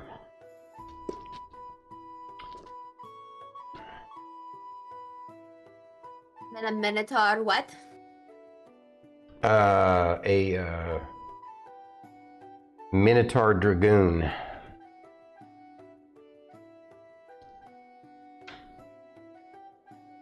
I'll have to get some challenge ratings from you later, but or can we do that now? No, we can do Oh, that now. What else do you, so you got the Ogre Berserker. So the Oni was more than just an Oni. You read through, you find, besides the items that, they have treasure. All right, well, the boss has treasure. They have some items that are magical. Rylar tells you guys what items are magical. He sees them and tells you. And, but there's also that belt pouch. Remember a long time ago, that story about the team, former Team A pickpocketing this Oni, right? Well, apparently he got paid again. So I'll tell you the treasure in his pouch. But before in the magic items that they have, before that though, also in his satchel, he had some letters and notes that he had kept, and some of them are just commands and orders. You can definitely see one is sort of official looking kind of contract. You could tell that basically based upon the contract he was hired. You're thinking to yourself, where the hell did he come from? But regardless of that, he was hired by the emissary of the Bloody Eye is the one who hired him. And because it was a formal contract that was written between the two, it names him as a Oni Nightblade. So technically speaking, I'm trying to think. Obviously, you're not going to get paid for the werewolf lord skirmisher. Oh yeah, no. Since you didn't murder him, but yeah. No, he's going to come home with us and he's gonna live with Jocko and we're going to take care of him. Jocko's gonna be a dad. That might not work out as well as you think, but yeah. Yeah. So so you tell me what you want a challenge rating for, and I'll tell you. The Oni. The Oni? Mm-hmm.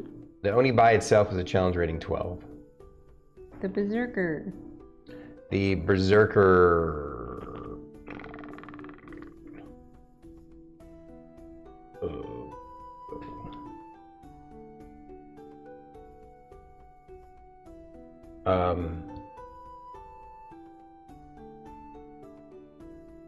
The Berserker was a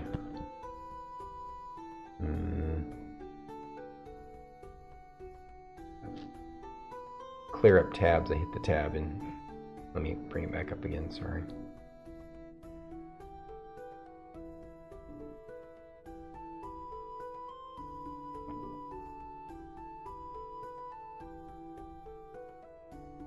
He was a challenge rating 8. And the Minotaur? The Minotaur Dragoon was a challenge rating 7. Out of curiosity, Mm-hmm. what is the werewolf's challenge rating? 14. 14? 14. 14! Yeah. We are level 11. Yeah. Crazy. Yeah. It's crazy. It's crazy. Yeah, the Werewolf Lord has, just for interest sake, so you guys know, No. untouched 190 hit points. In werewolf form, he has a natural armor of 17. Saving throws, his strength is a +10, his con is a +10, his wisdom is a +6. He's got some skills in perception and stealth and survival and animal handling. He has damage immunities of bludgeoning, piercing, and slashing from non-magical attacks that aren't silvered. So either a silver weapon or a magical weapon. You guys' weapons are magical. Condition immunities, he's immune to charm, frightened, or paralyzed. Dark vision is 60 feet.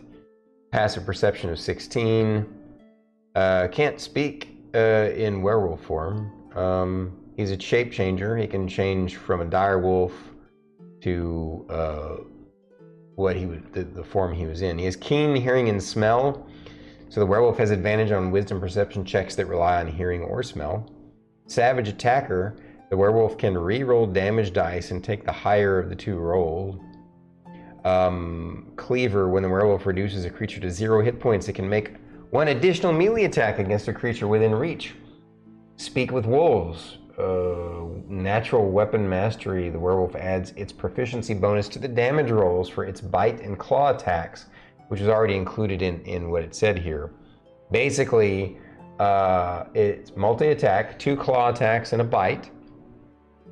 The bite is only a 2d6, but it's a 2d6 plus 10 piercing damage.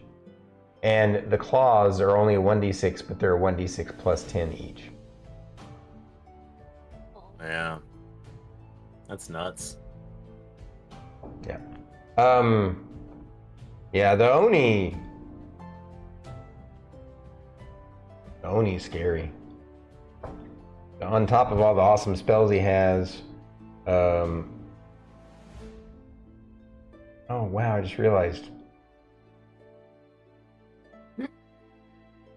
Yeah, he actually would have taken far. I missed that. He's even stronger than I thought. This Oni Nightblade had evasion, so your fireballs, when he succeeded, he would have taken nothing. Oh well, it's not a big deal. But yeah, he's got regeneration, magic weapons. He's got a sneak attack, which is what he did to Rylar. He's got a short sword and 3 attacks. Shadow Jaunt, which lets him basically teleport through shadows. Change Speaking of shape. that short sword. Do what? I said, speaking of that short sword. Yeah. Okay. What does that mean? So you got the challenge ratings. Anything else that you need? Oh yeah, treasures. Other than Let's start off with this guy. Chain Ogre? Yeah. Or Berserker?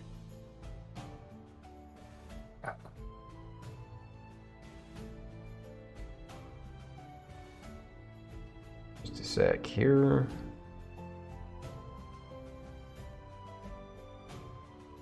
Stormy will find it in the. So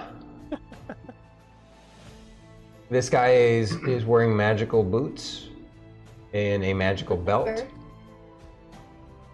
And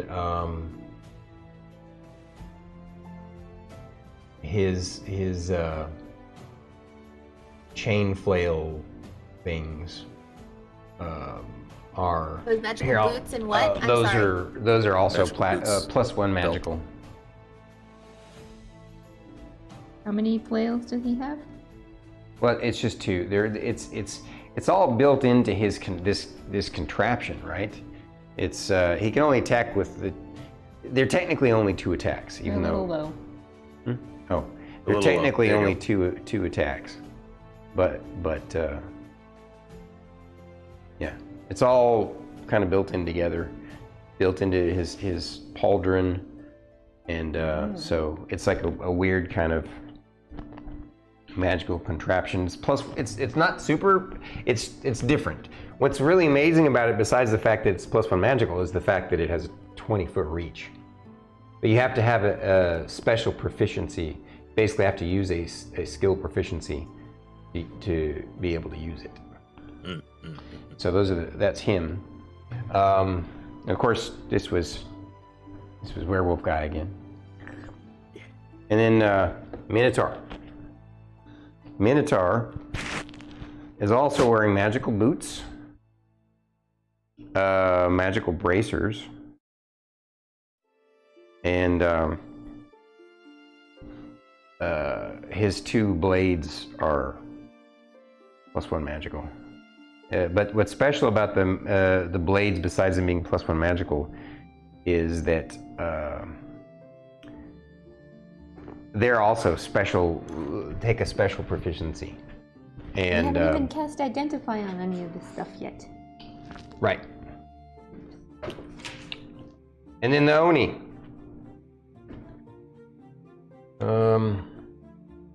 Where'd he go?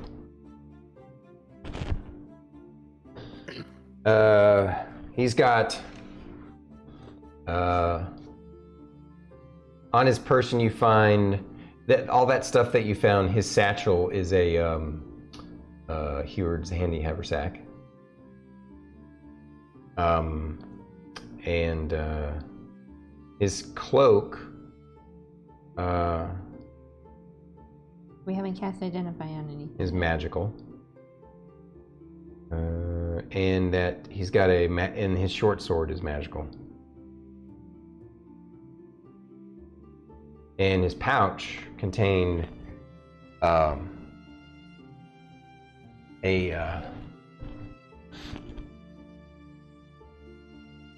really big fat diamond and a big black pearl and about 100 platinum pieces.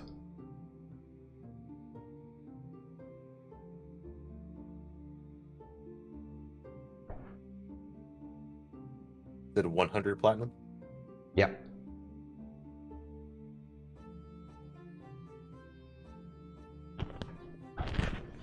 His bag of holding has another 3,000 gold pieces in it. Or, not bag of holding, his Heward's handy haversack.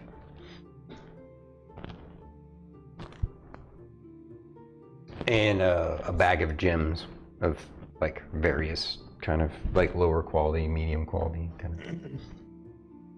You appraise it, it's probably, I don't know, I'll let you roll.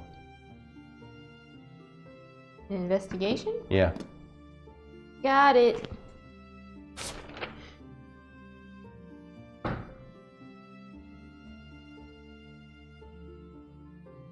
$29.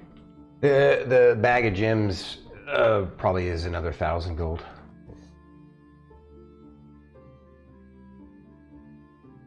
You get the sense that the stuff in his bag of holding, some of his stuff is in his own collection, but it's probably like expenses, spending money for expenses.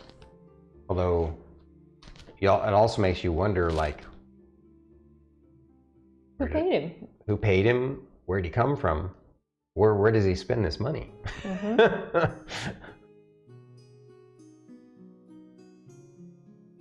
Good question. And what the fuck was that bloody eye that came out of Rylar's chest? Lots Fate of has a questions. theory. Fate legit has a theory. Oh, we're not talking about Fate's theory. I want you guys to role play that when we're ready to. I know. I'm just But we're saying gonna have Fate to has a wrap up. theory. We'll have to do that role playing next week because it's almost 10. So you guys eventually get to the point where you imagine that you've got the puppy dog. Again, he's a human, but he's like a dog, right? You got it to where it's gonna basically kind of follow you, and as long as you feed it and command it, it might get rambunctious. It might try and run off. You don't know, but it's not gonna try and attack you guys right now. It can be irritable and pissy. You've noticed that, and so makes you a little nervous. Are we taking a long rest before we leave this space? Well, so you had a plan to do with the bodies, but you don't really want to do it in front of the kid, I'm sure. So you guys need to come up with a plan to how you're going to do that. We'll do that next. Okay. Obviously, out of sight while they were distracting him, you would have taken the trophies, right?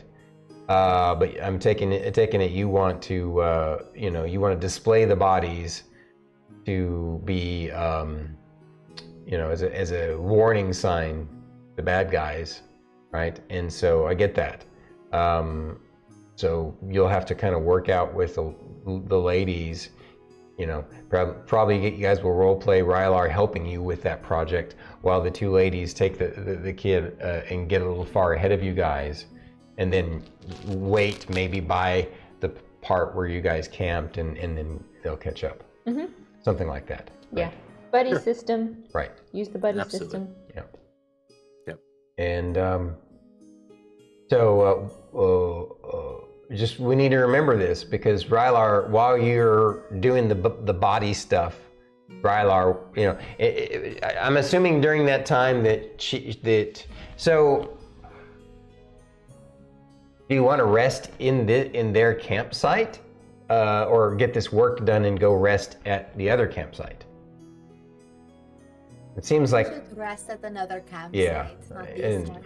Yeah, no, absolutely. That's so that means then you would do the work, and then that way later on. So there will be some role playing during that work though next week, because Rylar would want to talk to you and ask basically why Miss Fern and you were acting so strange, when he went down for a little nap in combat and stuff. So we'll go from there, and then we'll move on to after that it'll segue into role playing at the campsite. So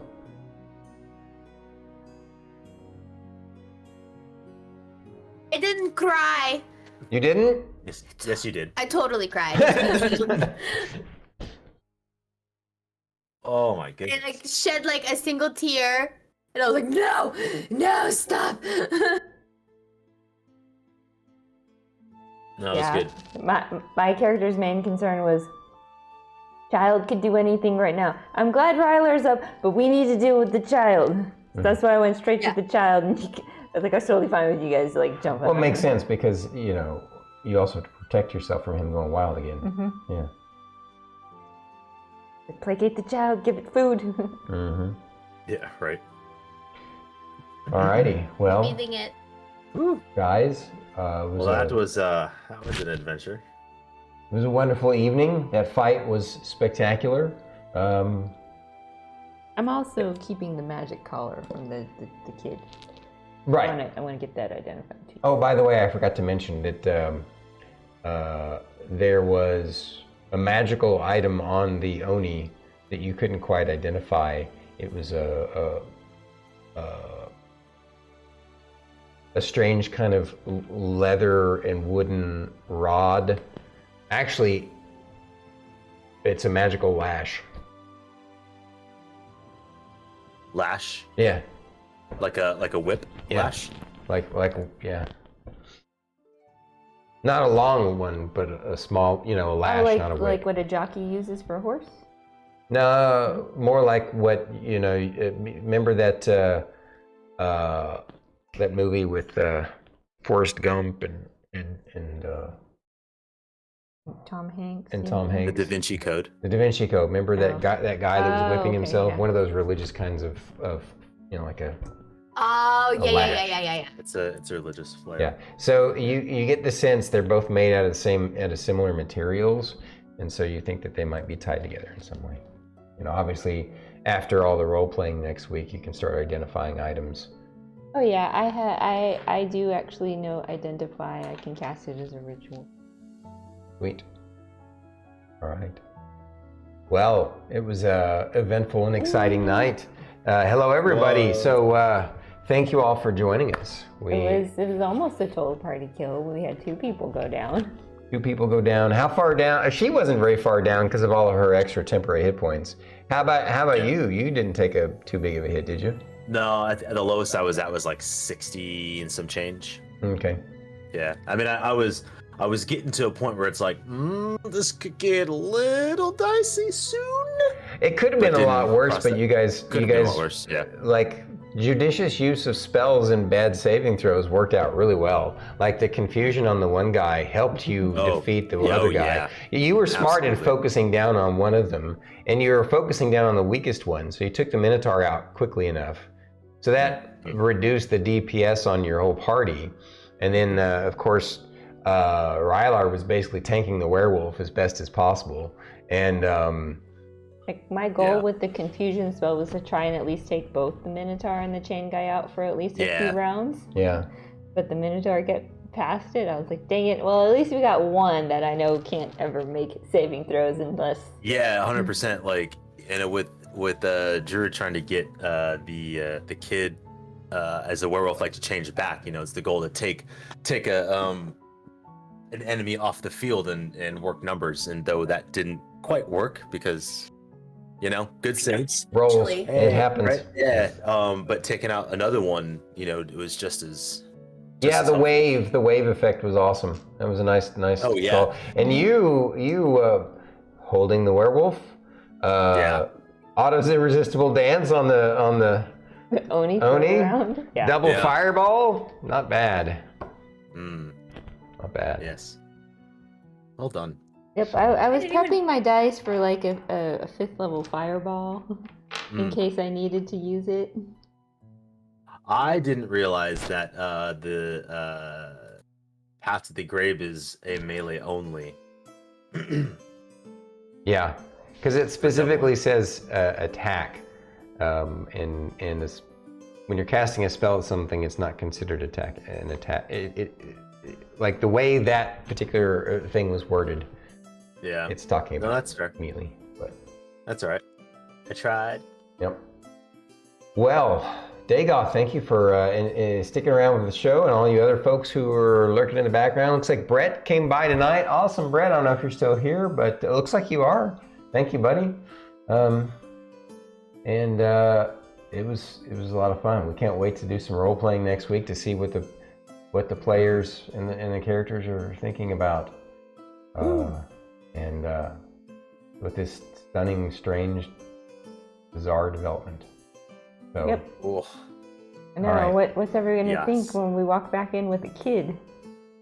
Well, that's not quite what I was. Yeah. I mean, that's definitely going to be an interesting thing to come up with. What are you going to do with that? Mm-hmm. But then, I think you know what I'm talking about. I don't know why you're trying to give away Izo's bowl like that. That's my bowl. Thank you very much. Well, all my character is thinking about is like, how am I going to write a report about the eye? If you do. Yeah, if I do mention it. Don't write that in there. I think you guys are going to be having a See conversation with each other. Yeah, we need to have a little group powwow. Come together. Figure out our shit. Do not let Rylar out of your sight. I will have to if I'm going to drag bodies. Anyway. So, with that, we'll wrap it up for the night. Thank you, everybody. It's been a wonderful evening, and we'll see you next Saturday for another wonderful edition. Come check us out. Fate, are you streaming Sunday? Yes, I am. I am streaming tomorrow. Are you going to be thieving the seas? I'll be thieving the seas. They dropped a new season. 8 is now out, so got some interesting new mechanics and things to do. So gonna be checking it out. Whether I participate in what the new stuff is to be determined, but gonna check it out. Have a good time. Right on. Is Dagoth going to be joining you for thieving the seas? I don't know. Dagoth, are you gonna be? Will you be joining me? Maybe, possibly, yay. I don't know. You guys can work that out, but thank you guys. Look at that. Let's do it, yeah. Thank you all. Have a wonderful evening. We love you guys. And Good night. I can't do this. Can I do this with my left hand? I guess I can actually. Where is it? Where is it?